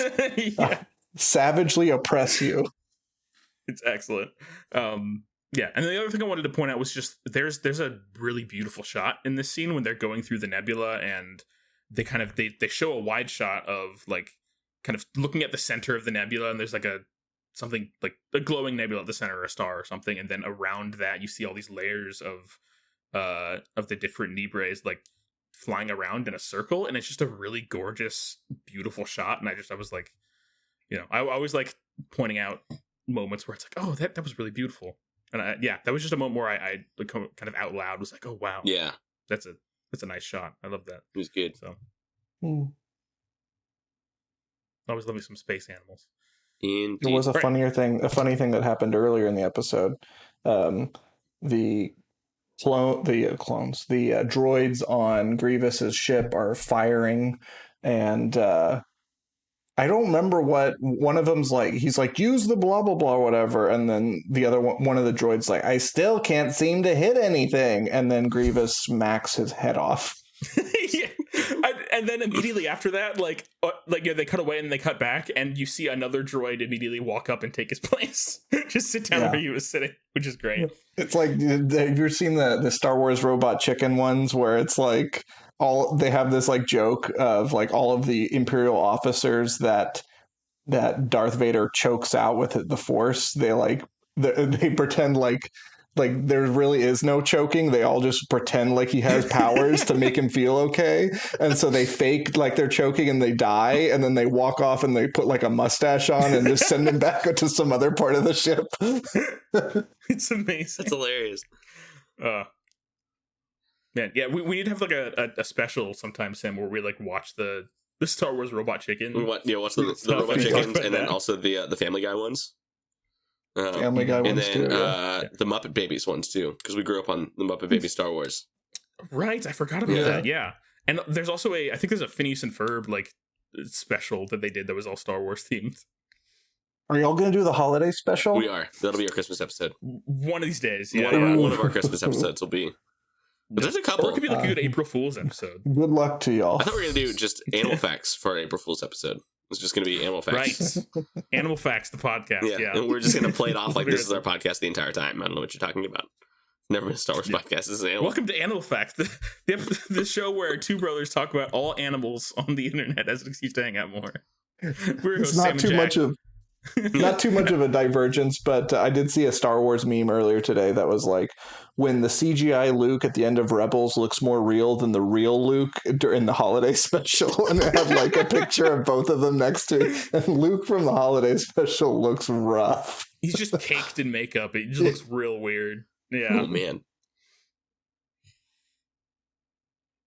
All right, should we wrap up this episode? Let's go. Let's go for it. So as its mega ion cannon charges, I love it as a mega ion cannon, not just normal ion cannon. Mega. As it charges, Shadow Squadron opens fire on it, causing the ion cannon to backfire when General Grievous tries to unleash it once more on the medical station. The blast also damages the ship's hyperdrive, preventing it from escaping into hyperspace. With newly arrived Republic capital ships led by Obi-Wan Kenobi and Admiral Yularen firing on him, Grievous orders the wounded flagship back to Separatist-held space. Anakin and the rest of Shadow Squadron then board the medical station, where they're congratulated by Nala Se. Anakin, however, mourns the losses of his men among Shadow Squadron despite the great victory their lives have earned. Yes. The end. That was my final thought that I have on this episode. A theme that I picked up on is Anakin's determination / stubbornness is what I put on this. He sticks to his plan, even though he loses like half of his crew or half of his squadron.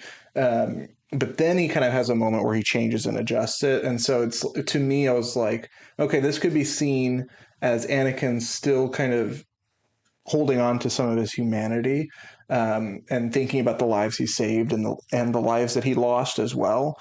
Whereas later on, he, once he becomes Darth Vader, he doesn't care at all about that stuff. It's gone. So I like that there's moments where it teases, like, I could see where he could lose this because he's really stubborn and determined. Mm-hmm. But he's still holding on to some aspects of it. So again, I think all these things have to be intentional because, Dave Filoni knows these characters so well that he's doing it. He's putting in these little things for a purpose, for an intention, and at least that's the kind of meaning that I took out of it when I was watching this episode. And some of the many reasons why I love the Malevolence arc so much. Yeah. This arc has so many things, so much going for it. Like, it's got good character moments. It's like the first episode is, we get this sort of horror, almost survival sort of episode, and we also in that we get to spend some time with Plo Koon and also spend some time with the clones and get a really nice clone story there. And then in the second episode we get some cool space battles, and then the third episode we get lots of cool lightsaber battles and people jumping. lots of good jumps. Lots of good Jedi jumps in the third episode. That's what I watched Star Wars for, Jack. The jumping. The big jumps. More jumping. Big jumps. We got to start a count of how many times the Jedi do big jumps. Oh man, it'd be a very high number. Tell you what. Yes. One other thing I wanted to point out is there's a moment when a battle droid says, "I have a bad feeling about this." Of course, you got to. Yep. So there we go. Yeah. Final part of the arc. Yeah, I guess let's go. Let's do it. Here we go. Sam, you ready to read your thing? Yeah, I am. It's your turn. Oh, I know. All right, so the plot. Read the right one. You don't want to look like an idiot, Sam. I will learn from your mistakes, Andy. I will. All right. Destroy malevolence. Destroy malevolence. All right. The moral. A plan is only as good as those who see it through. True. Okay. Grievous is in retreat. Before the battleship Malevolence could destroy an Outer Rim clone medical base, a Republic strike force under the command of Jedi General Anakin Skywalker crippled the warship, disabling its dreaded ion cannon. Now the Jedi relentlessly pursue the Malevolence. Here we go. All right. So, during the Battle of the Kalida Nebula, the Malevolence is left heavily damaged and trailed by 3 Star Destroyers. Unable to jump to hyperspace, Grievous is forced to buy time. Luckily for him, Darth Sidious and Count Dooku had arranged for Senator Amidala with C-3PO in her company to fly directly onto his ship, herself believing that she was heading for negotiations with the intergalactic banking clan, Supreme Executive. Once Padme comes out of hyperspace, she is pulled into the warship via a tractor beam. She manages to contact Republic forces, asking them to continue their attacks regardless of her own safety. However, Anakin orders their ships to cease their attack. Classic. Yeah. This is a cool premise for an episode of just like, we get to see another like insight into like, one of Anakin's sort of weaknesses of like, I mean, I maybe other people would have done the same thing because she is an important senator, but obviously like, he has greater feelings for her than most people. Yeah, and Palpatine has no. So like it was definitely intentional. Yeah, totally. Yeah. But also, speaking of which, the other thing I liked was like we see Padme and C-3PO flying through hyperspace going to these coordinates, and 3PO's like, "Are you sure that these coordinates are legit?" And Padme's like, "Yeah, the Chancellor gave them to me." And I was like, "Oh, great." And yet no one suspects him. Of course not. They're all like, "Oh, I guess the banking clan gave him wrong information." Yeah. I guess. Oops, my bad. Yep. Anyway. What is the common factor here, people? It's always Palpatine. Yeah. But he's so nice and not evil looking. What are you talking about? He's just a doting old grandfather figure who has unlimited power. Come on, what could possibly go wrong? Unlimited power. All right, so Padme rigs her ship's engines to explode so that when General Grievous comes on board to capture her, the galaxy would be rid of him. Unfortunately, I love that that's that'll do it. Yep.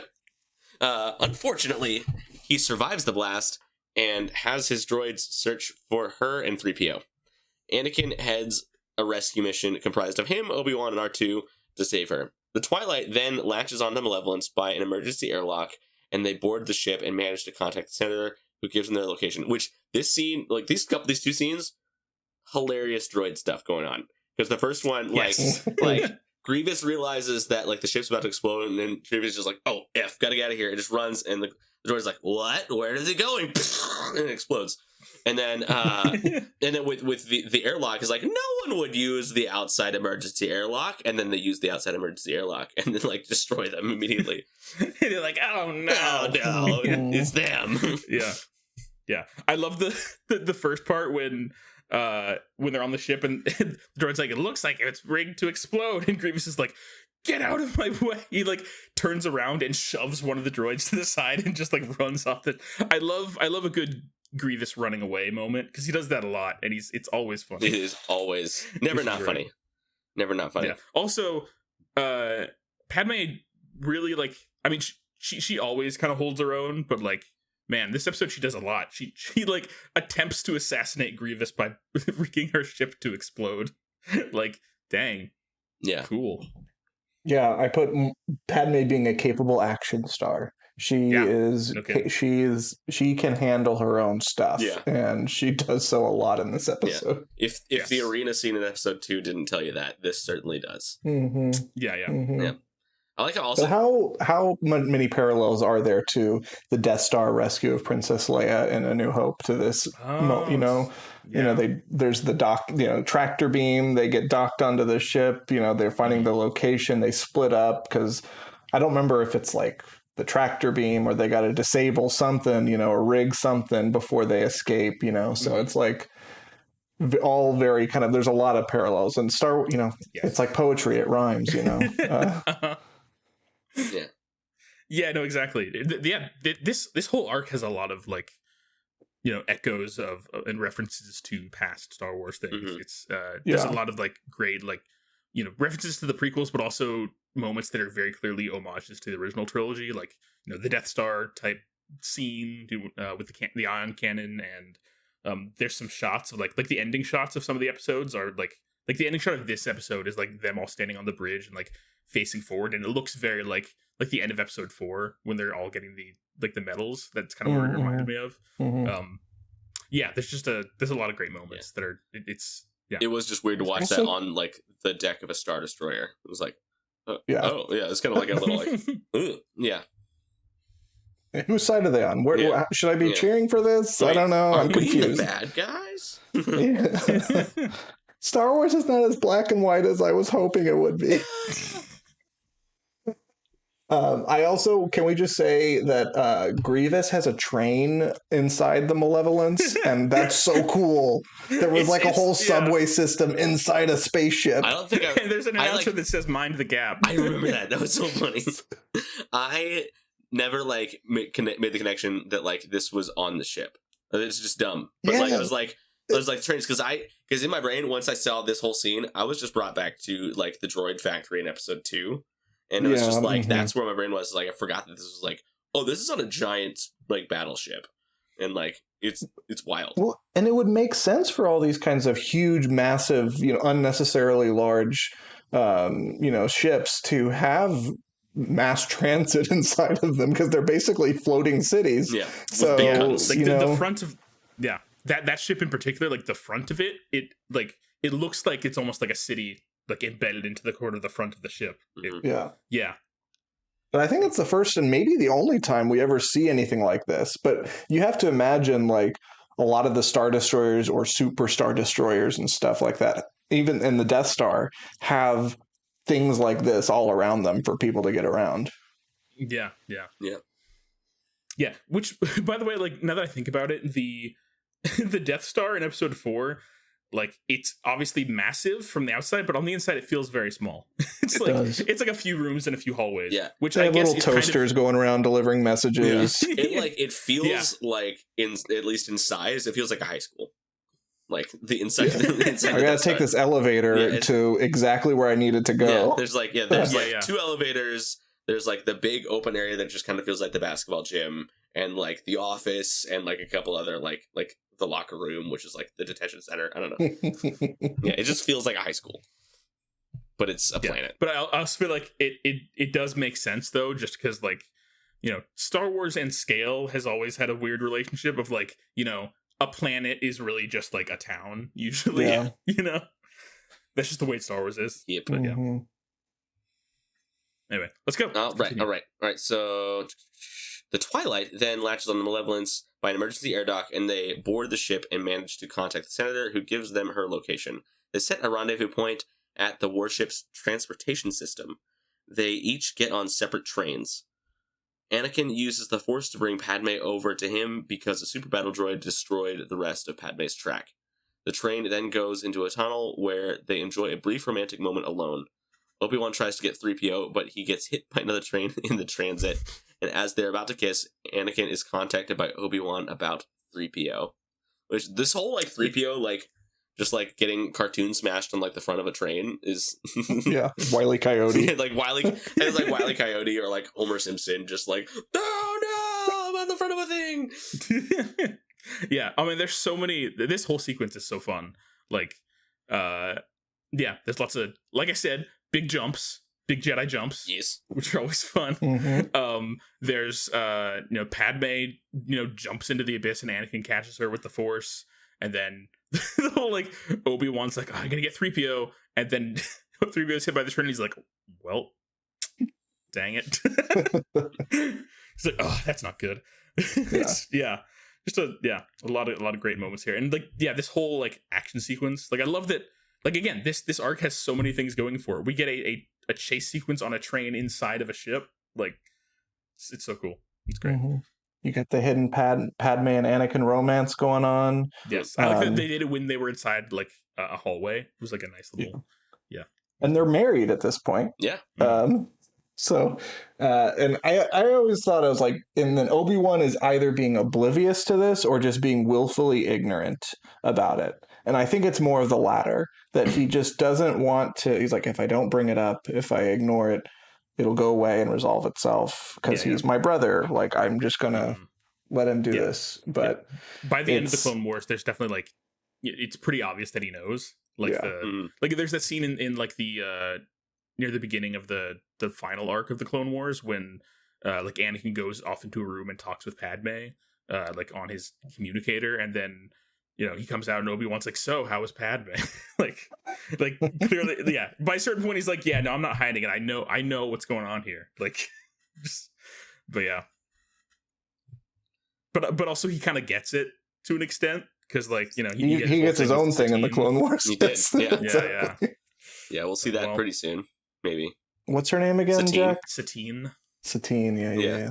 Who was never mentioned in The Mandalorian ever. But I love that her character name is just pulled straight from Moulin Rouge. Because that's Ewan McGregor's love interest in Moulin Rouge. His name is Satine. Yeah. Oh, whoa, I didn't even make that connection. Yeah. Wow. That's neat. So we love that. Excellent. Anyway, all right. So Anakin plans on rescuing 3PO, but Padme informs the Jedi that the hyperdrive of the Malevolence is close to finishing. Obi-Wan goes to destroy the hyperdrive. However, Grievous learns of this and sends droids down to guard the drive. Meanwhile, Anakin and Padme reach the bridge where the ship is almost ready to jump to hyperspace. They quickly destroy all the droids and rig the ship's navicomputer. They then leave the bridge, hiding the broken droids before others could find out what happened. Obi-Wan duels Grievous after dispatching his droids and manages to avoid the cyborg's clutches. He reaches the Twilight along with the rest of the group as they leave the ship.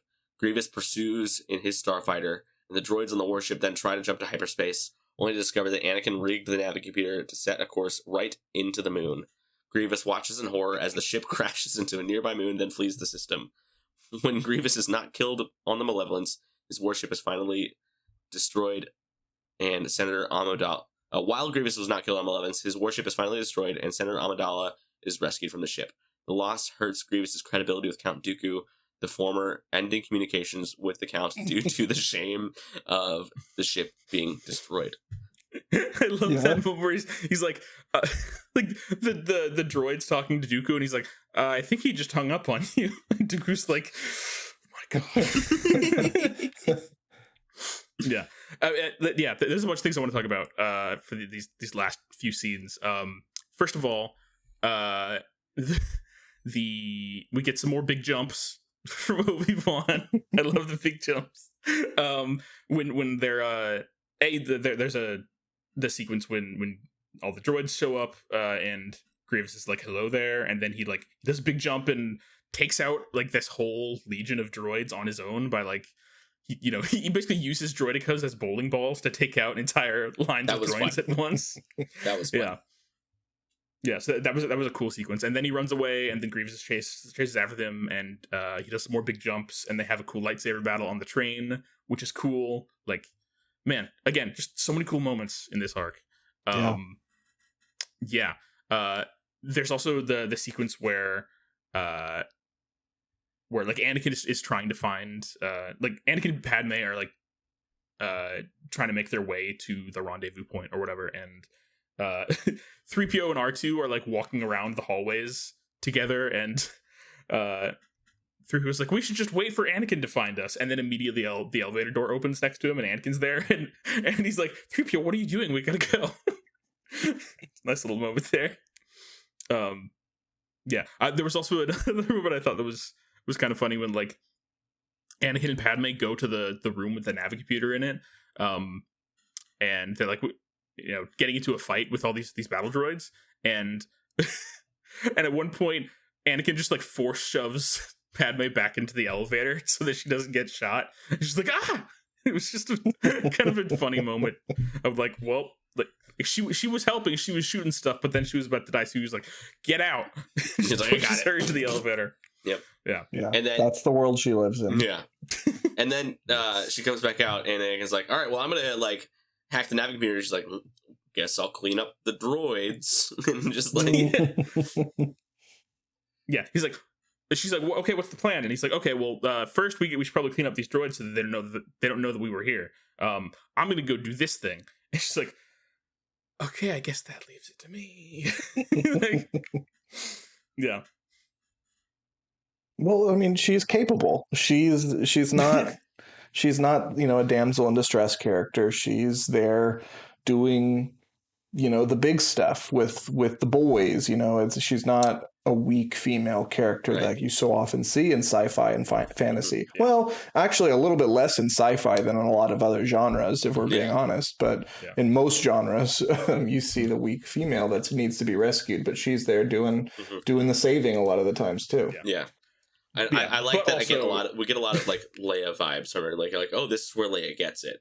Is like because like you initially kind of like want to assume like, oh, it's because it's from Anakin, but no, it's mostly Padme where she gets a lot of her like her character from is from Padme. Oh yeah. Yeah, definitely. Yeah. To be fair, she does like she's doing the cleaning, which feels a little like, oh, okay. Like, yeah, anyway. But she was clearly unhappy about it. So I mean, at least it wasn't just like, oh, yeah, I'm happy to do this. This is what I do. Yeah, no, it's like, no, I was like, oh, there was a moment. Yeah, she was like, oh, like this is beneath me. Yeah, yeah, kind of. Yeah. But no, she does it because she's good and she knows what she's doing, and yeah. Anyway, yeah. I love the whole like they're flying away. Obi-Wan's like, oh, do a good trick, Anakin. And he's like, yeah, and he spins. And then and speaking of Padme, there's a moment when she mans the gunner thing behind them in that ship that they're like the barge thing that they're flying, and Obi-Wan's like, wow, I guess she knows her way around. She's like, and another moment of her being capable and being as just as much of like an important like element in these battles as anybody else is, which is cool. And then and then there's the moment when they're like flying away, and Ahsoka's like, what about, Ahsoka wasn't there, it was I don't know, somebody was like, what about the hyperdrive? It's charging up, they're about to leave. And Anakin's like, don't worry about it. And everyone's like, I'm sorry, what do you mean?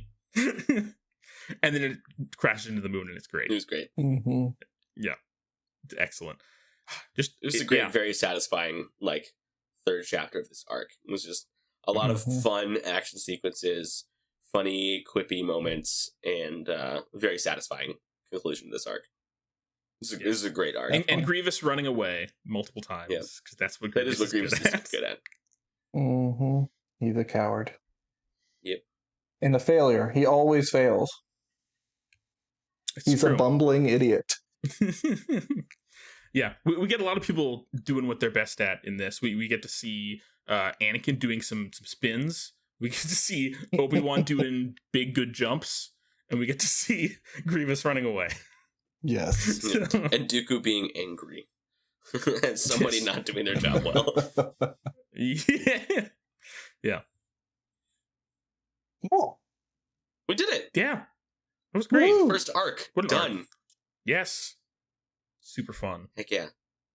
I enjoyed that a lot. Yeah, thanks so much for having me on to chat Malevolence Arc with y'all. Like, so Jack, if you could name one favorite part of this entire arc, what would it be? That's tough. There's so, like I said, there's so many good moments in this arc. I mean, I think that the most memorable moment is the clones saying, but sir, we're clones, we're meant to be expendable, and Plo Koon says, not to me. Like that to me is definitely an iconic line from this series. Yes. And so like I think that's definitely the moment that stands out the most in my memory. Like that's the moment I remember the most and the most fondly from these episodes. But like, yeah, it's like I said, there's so many great moments, so many sequences of like, you know, we get lightsaber battles, we get chases on a train, we get big ship battles, we get explosions, we get, you know, romance, we get, you know, clone character development, we get, yeah, it's just so many amazing elements in this. But yeah, I guess I would go for that one moment there with Plo and the clones. Yeah. Andy, what about you? It's not too dissimilar. The moment that stands out to me is from that first episode as well, and it's just the kind of the horror vibes of that when they're stranded out there and they're struggling to survive, and we get so much about Master Plo and his character in that moment, with how he values life, and just kind of how he operates in the world, and just the creepiness and the way everything is shot and looks, and the reveal of the broken open pod with the dead clones inside. All that stuff is just, I love that stuff. It's such a, that's the moment that actually, when y'all reached out and were like, what are some early episodes of Clone Wars that you would like to be on? When I was looking through the list, I was like, oh, the Malevolence Arc is the one where Plo Koon and those clones are stranded in space and they're being picked off and stuff. Like, that's the moment out of this whole arc that sticks with me. And so that's why I wanted to talk about this arc with y'all, is just because that's such a powerful moment. And I loved it. Yeah. Yeah, excellent choice. Yeah. What about you, Sam? I mean, honestly, mine is also from the first episode. Yeah, the two moments that you guys mentioned are great, and I probably, if you guys hadn't named them, would have named one of those two moments. But just like for the sake of naming a different moment than you guys, the interaction that Anakin and Ahsoka have when Ahsoka realizes that they're going to the Abogado system, and it's like, wait, but you said we were gonna, and it's like, but you're doing it wrong. Like you're going about it the wrong way. Like we're always gonna do this, but you went about it the wrong way. This is how you're supposed to do it. And just kind of like that mentorship, and then also kind of like that sneaky, like Anakin following like the spirit of the law, but not the letter of the law, and like doing like what he thinks is right, and showing Ahsoka like, this is how, like, if you want to get things done the way you and I both want to get things done, this is how you can work the system to get things done. So that teaching moment that Anakin and Ahsoka have, I really appreciated that moment. That is a great moment. Yeah, I think it's, like, the first two episodes of the arc definitely have a lot of great Anakin Ahsoka moments, and we get to see a lot of like development of their relationship and some insights into them as individuals, and also the kind of the things that they have in common. Yeah, like when the second episode ends with a shot of Anakin like looking out into space, and then Ahsoka walks up to like stand next to him. It's like, I don't know, that was a beautiful moment right there of just like, you know, them commiserating after like a tough battle and losing men, and kind of learning things about each other and learning from each other. It's, yeah, so definitely agreed about just Ahsoka and Anakin. Their interactions were great in this arc as well. Yes. All right. MVP for this episode. I have mine in mind, but do we want to do an MVP for the arc or an MVP for each episode? I feel like it has to be for the arc. Okay. I mean, we could do for individual episodes, but I feel like it's more challenging and fun to try and do. For like I have my like number one, and then I would say it would be over all three. But then I also could pick out one from each subsequent episode after that if we were to do that.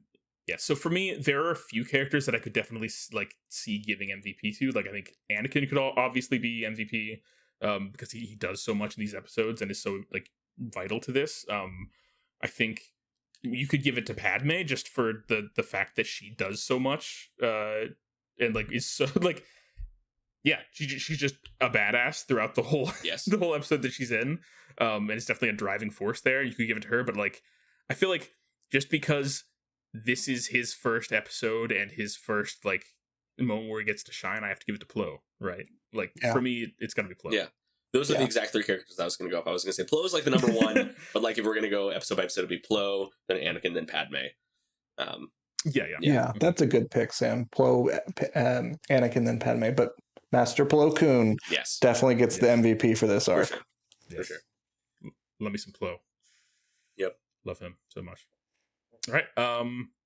Main character kill count. I don't think we didn't get any kills. No, it's just droids. Yeah, we don't necessarily see a lot of kills in the Clone Wars in general, just because it's all robots. Yeah, it's like it's mostly the movies. Robots. All robots. They shouldn't call them droids. They should say robots and say them that way every time. Or Roger Rogers. Roger. They're all Rogers, right? Yeah. So no main character kill count. No Wilhelm screams as far as I could tell. A lot of great little like Easter eggs and references, like we pointed out before, and we had I have a bad feeling about this, which is another thing we could have started counting, but whatever. Next time. Next time we go through. Okay. And as for the last question about our arc this time, more Star Wars is better Star Wars, but how does this arc in particular make the movies and the rest of Star Wars better? Andy, what do you think? It's a little cheating because I think I mentioned it before. It's just Clone Wars adds so much more life to the background characters of the prequels, and so to flesh out Plo Koon in particular in this arc so much, to where whenever we see him get blowed up real good in episode 3, it means something, and it without it doesn't mean much. In that moment, it means a lot in that it's like in a succession of losses in the movie. But here it's like, oh, we know that he rescued Ahsoka Tano and brought her to the Jedi Temple. We know how much he cared for the clone troopers. We know how much he was integral to saving people's lives, like all those wounded soldiers on that space station with fighting off of the Malevolence. And, so all of these kinds of things throughout the Clone Wars add so much to that. So, for giving us a little bit more about Plo Koon, this episode adds so much to Star Wars. Yeah, agreed. I was just thinking that I don't think I've watched episode 3 all the way through, Revenge of the Sith all the way through since having watched the Clone Wars, and I'm looking forward to watching Revenge of the Sith once we get to it on the podcast. For a number of reasons, obviously, because it's great, but like I feel like I'm gonna get real emotional in a way that I haven't before while watching Revenge of the Sith, just because like. Especially with the whole Anakin and Obi-Wan stuff, because we, in the movies, we don't really get much of an opportunity to see their relationship fleshed out.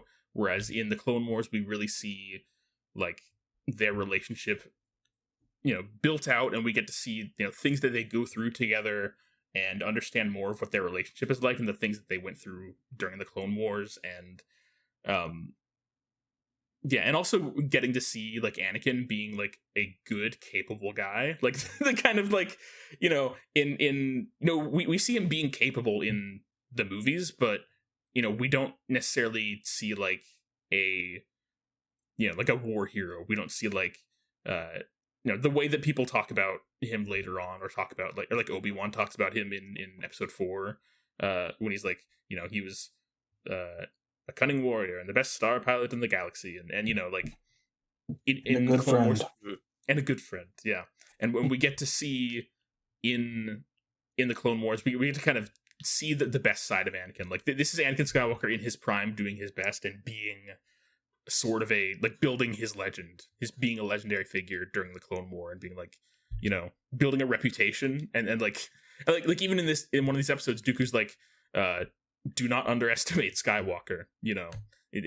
He's already has a reputation for being, extremely skilled and like a force to be reckoned with. I agree. Just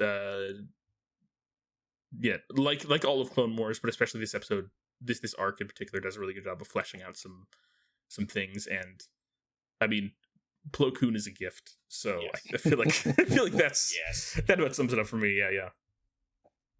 What about you, Sam? I just agree with all you guys have said. I think you guys said it all. It's great. Cool. Yeah. Yes. Excellent. All right.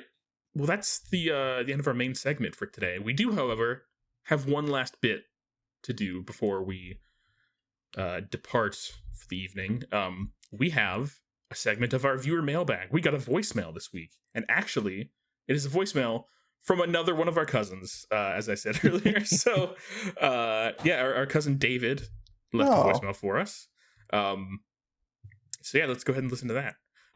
Jack, Sam, it's your cousin David. Just wanted to call in, tell you guys I love the podcast. Haven't missed an episode yet. It's helped me get through many shifts here at work listening to y'all. But I got a 2-part question for you guys. First part is, if you could take any person, place, or thing from Star Wars universe and bring it into the real world, what would it be and why? And then the second part is, if you could take another fictional person, place, or thing from a different universe, from a movie, a book, TV show, video game, etc., and bring it into the Star Wars universe, what would it be and why? Anyway, guys, look forward to hearing your answers, and look forward to listening to more episodes of the podcast. Talk to you later. Bye. All right. Oh, so cool. Well, cool. Thank you, David, for leaving a voicemail. Yeah, this is great. Good questions this is a very all good around. Question. It's a tough one. So my first instinct when he said, what from Star Wars would you want to bring into the real world? Like, I feel like this is cheating because it's not really a person, place, or thing, but I was like, the Force, right? Like, I want to be able to use the Force. Maybe it can be a thing. It's a thing, yeah. It's a vague. Yeah. It's a thing. You could cheat and say midichlorians. Oh, fun. Yeah. Yeah. But if not that, I would say I want an astromech droid. I want a robot friend to hang out with, and I want it to be to be able to mount it on my car, yes, like a co-pilot. The ships. Yeah. I would love that. Not in that movie Fanboys where he had a fake R2-D2 on the top of his van, so it looked like he had that on his van. It's awesome. I haven't seen Van. I'm aware of it, but I haven't seen Fanboys now. Oh, I have it on Blu-ray if you ever want to borrow it, but it's interesting. It has its moments. Cool. I mean, the easy answer is a lightsaber, right? Yeah, I obviously that would be cool, but also I'm how useful would that be? It's it's a matter of yes, that's super cool, but also it's once I have a lightsaber, it's okay, cool, I have it. What do I do with this? Okay, fine, Jack. You can bring. I'll change my answer to an X-wing starfighter. I want an X-wing starfighter. No, I'll take that. Cool, red. Yeah. What are you saying? So I listened to this voicemail a while back and got bored and came up with a funny answer and an honest answer. So my funny answer is we talked about this in a previous episode, but I would want porg wings, chicken fried porg, wings. Delicious. That'd be, but really, I would want a droid. I want droids just to be a part of life. Just not just my own personal astromech, but just there just to be droids around. That'd be fun. Yeah. Mm-hmm. I like friendly, fun robot friends. Yes, it's my favorite. But ships would be great too. Like an R2 unit with that thing that he has on Jabba's sail barge that's carrying drinks around, just rolling around your house. Yeah. I think that version of R2-D2 is a playable character in Lego Star Wars. You can play as R2 with, Oh, is with it? the drink Oh, cart. that's awesome. Waiter R2. Excellent. I feel like the other question that David asked is more difficult. It's because it's like there's such a broad, like, it's a big question, you know. There's a lot of options, a lot of things to consider. I would like to bring something into the Star Wars universe that is like that would just like baffle them. I don't know. You know what would be interesting is like just like a regular animal, like not like a weird Star Wars animal, but just like cat. This is a squirrel, like A squirrel. You know, Y'all, I got bit by a squirrel the other day. What? Right on my finger. I don't know if you can see.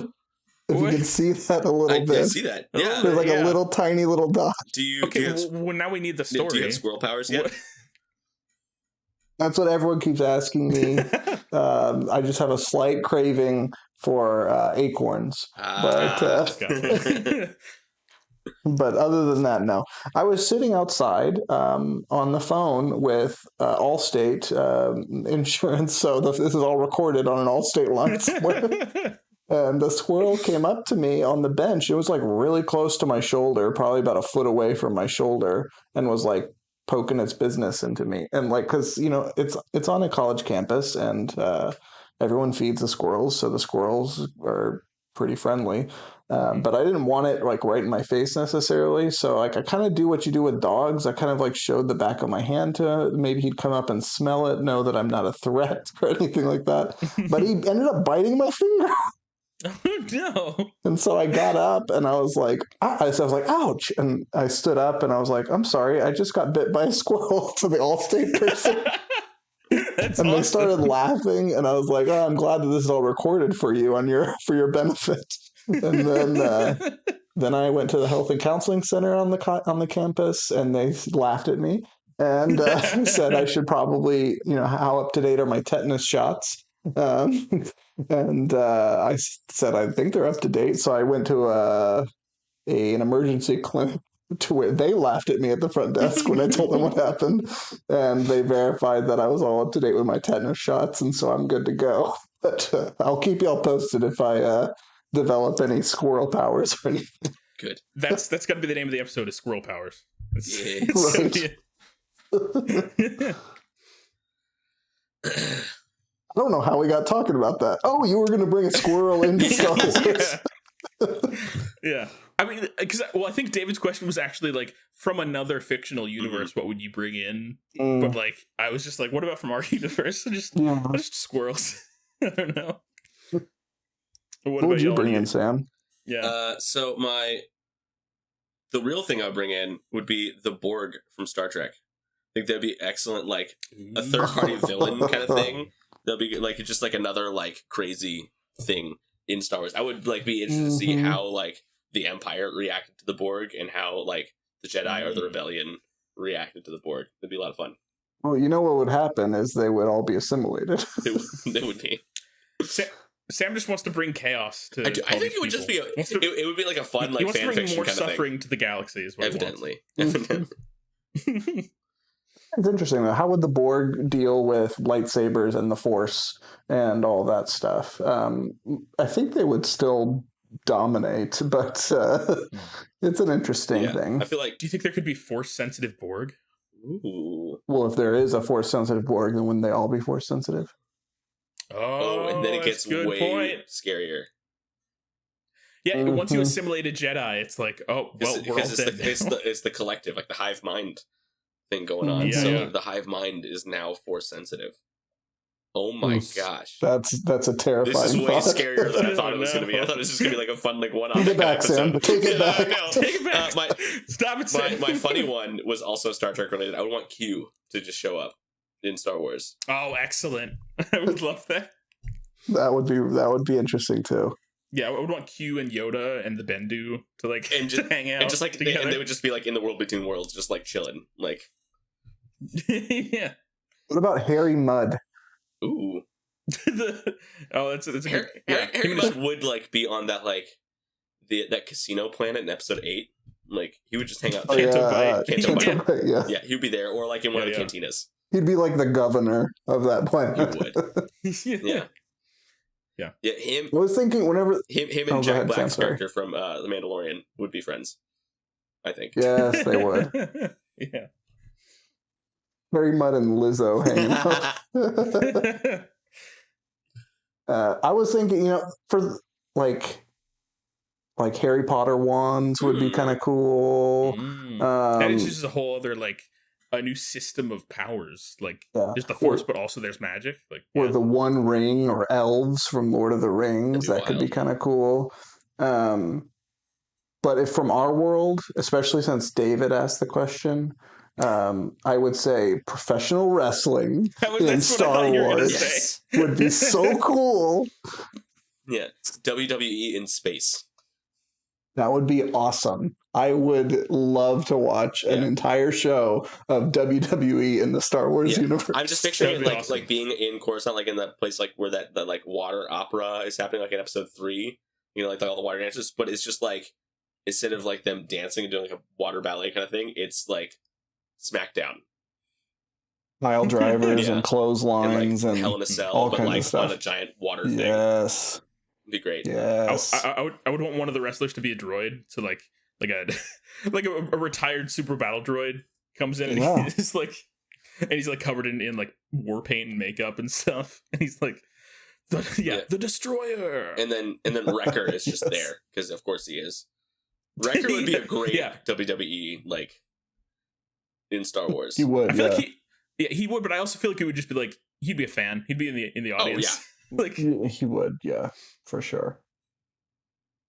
Master Plo, he's got the look of a wrestler. It's very striking. He could be if he retires from the Jedi Order someday, he could be a good intercontinental champion or something. I could see intergalactical champion. Yes. I could see Dex being the announcer with the big old microphone from the ceiling. I was just thinking Dexter Chester should be involved here somehow. Yeah. Not the pod race guy with the two heads that does that weird dance. Yeah. One of whom is it's Greg the guy Proops. from whose line is Greg Proops. Yeah. He's one of those guys. And the other guy was actually an ESPN commentator for NASCAR, I think. Oh, really? Yeah, I think our dad told us that back when it was he's because when Phantom Menace came out, Dad was watching NASCAR. And he's oh yeah, I know that voice. It's like how they have the car talk guys in cars. Yes. That was a great question, David. That was great. Thank you, David. Thank you, Dave. Thank you for calling in. This was great. Yeah. It's thank you for making this an even greater Cousin Palooza. Oh yeah.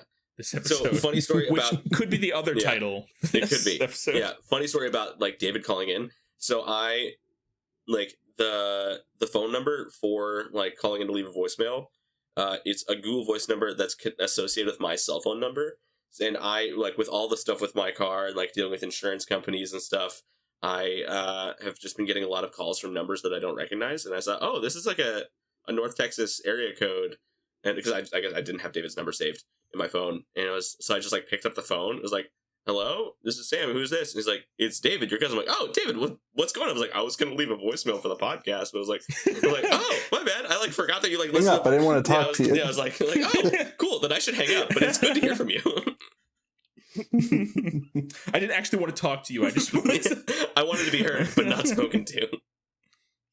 There was some comedian that did that bit. It was I was calling you, but to get your voicemail, but not to talk to you. Amazing. Yes, but David, thank you very, very much. Yes, thank you, David. And if you would like to join in the discussion, leave a voicemail for us at 512-850-6653, and we might feature your comments, questions, or corrections on the podcast. And again, that phone number will be in the description of the episode, as always. Bueno. Well, all right. This was a great episode. So much fun. It was great having you here, Andy. Yeah. Thank you for joining us. Thank you so much for hosting me. This was a lot of fun. I'm really, really glad that y'all invited me, and yeah, it was so much fun. Yeah. Likewise, if you ever want, we'd love to have you. If you ever want to come back on, let us know. Another few episodes down the line, if you want to. We're here for you. Awesome. Sounds good. Yeah. Yes. I also think it'd be cool if I'm sure he's busy all the time with all of his various things, but Tony, it would be cool to have him on the podcast. Yeah, Tony. And and also Michael. We could have like all the Fernandi brothers on here. Yeah, we're all big Star Wars guys. I know Michael for sure has watched Clone Wars and all that stuff. I think Tony has as well.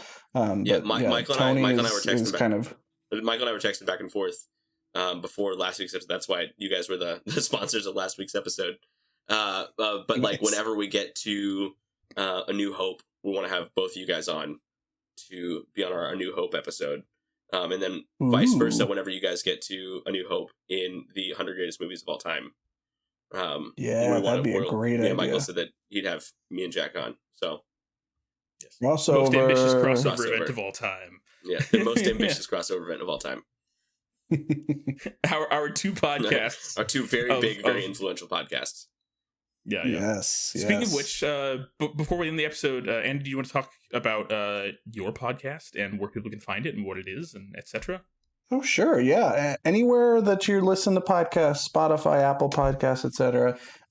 My brother, Michael, and I have a podcast called What Makes It Great.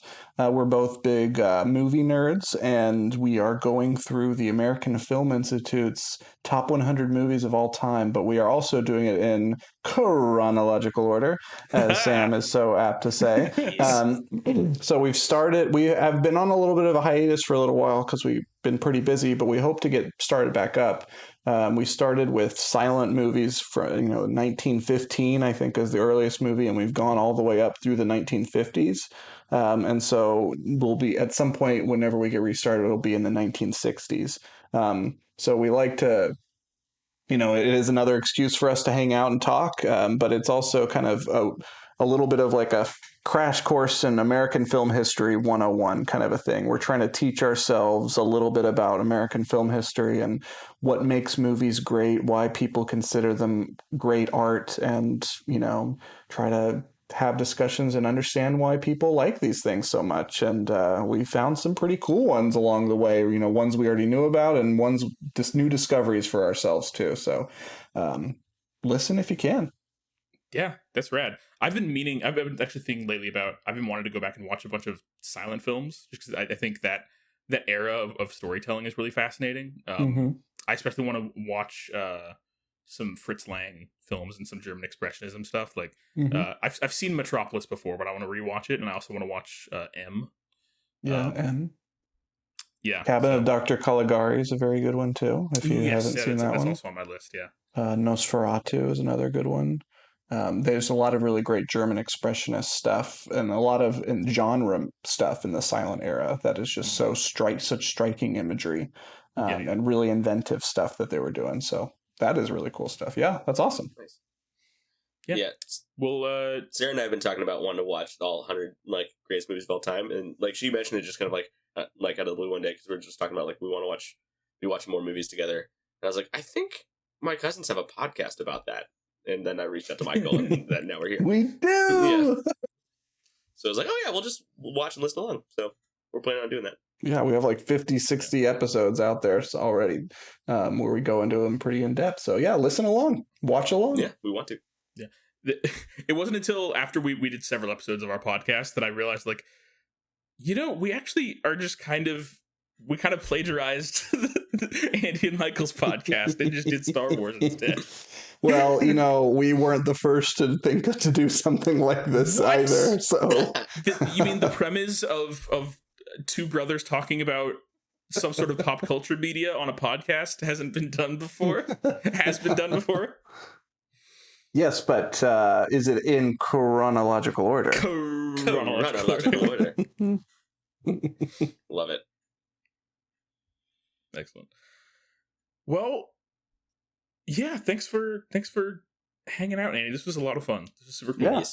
Awesome. It was great to get to see y'all and talk to y'all, and I am a big fan of the podcast, so I will keep listening and keep watching along. Yay. Love that. Thanks, man. Good to see you. Yeah. Any closing thoughts, Sam? I do. This is good. This is great. It's real. It's fun. It's real fun. Cool. Yeah.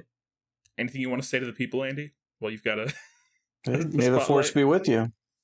Yes, excellent. May the force be with you all. We will see you next time. Oh, and by the way, the next episode we're watching, join us next time when we'll be talking about the Clone Wars Season 1, Episode 5, Rookies. So it'll be a single episode, but it's just the next episode in order, so it's easy to find. And then after that episode, Jack, is there another arc after that, or? Yes. Yes. Yeah. It's a 2-episode arc. It's Downfall of a Droid and Duel of the Droids. So we get some droid episodes. Okay, because that droid arc is what we're going to be talking about when we're both in Dallas. When we're recording our first in-person episode with a live audience. We're very excited. We're going to have our first... This will be the first time that Sam and I are seeing each other in person since we started the podcast. And also the first time that our whole immediate family will be together in one place for quite a while now. It's been a while, like a year and a half, I think. It's all. Yeah.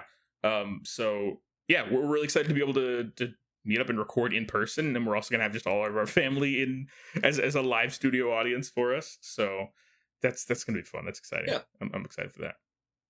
So, all right. Well.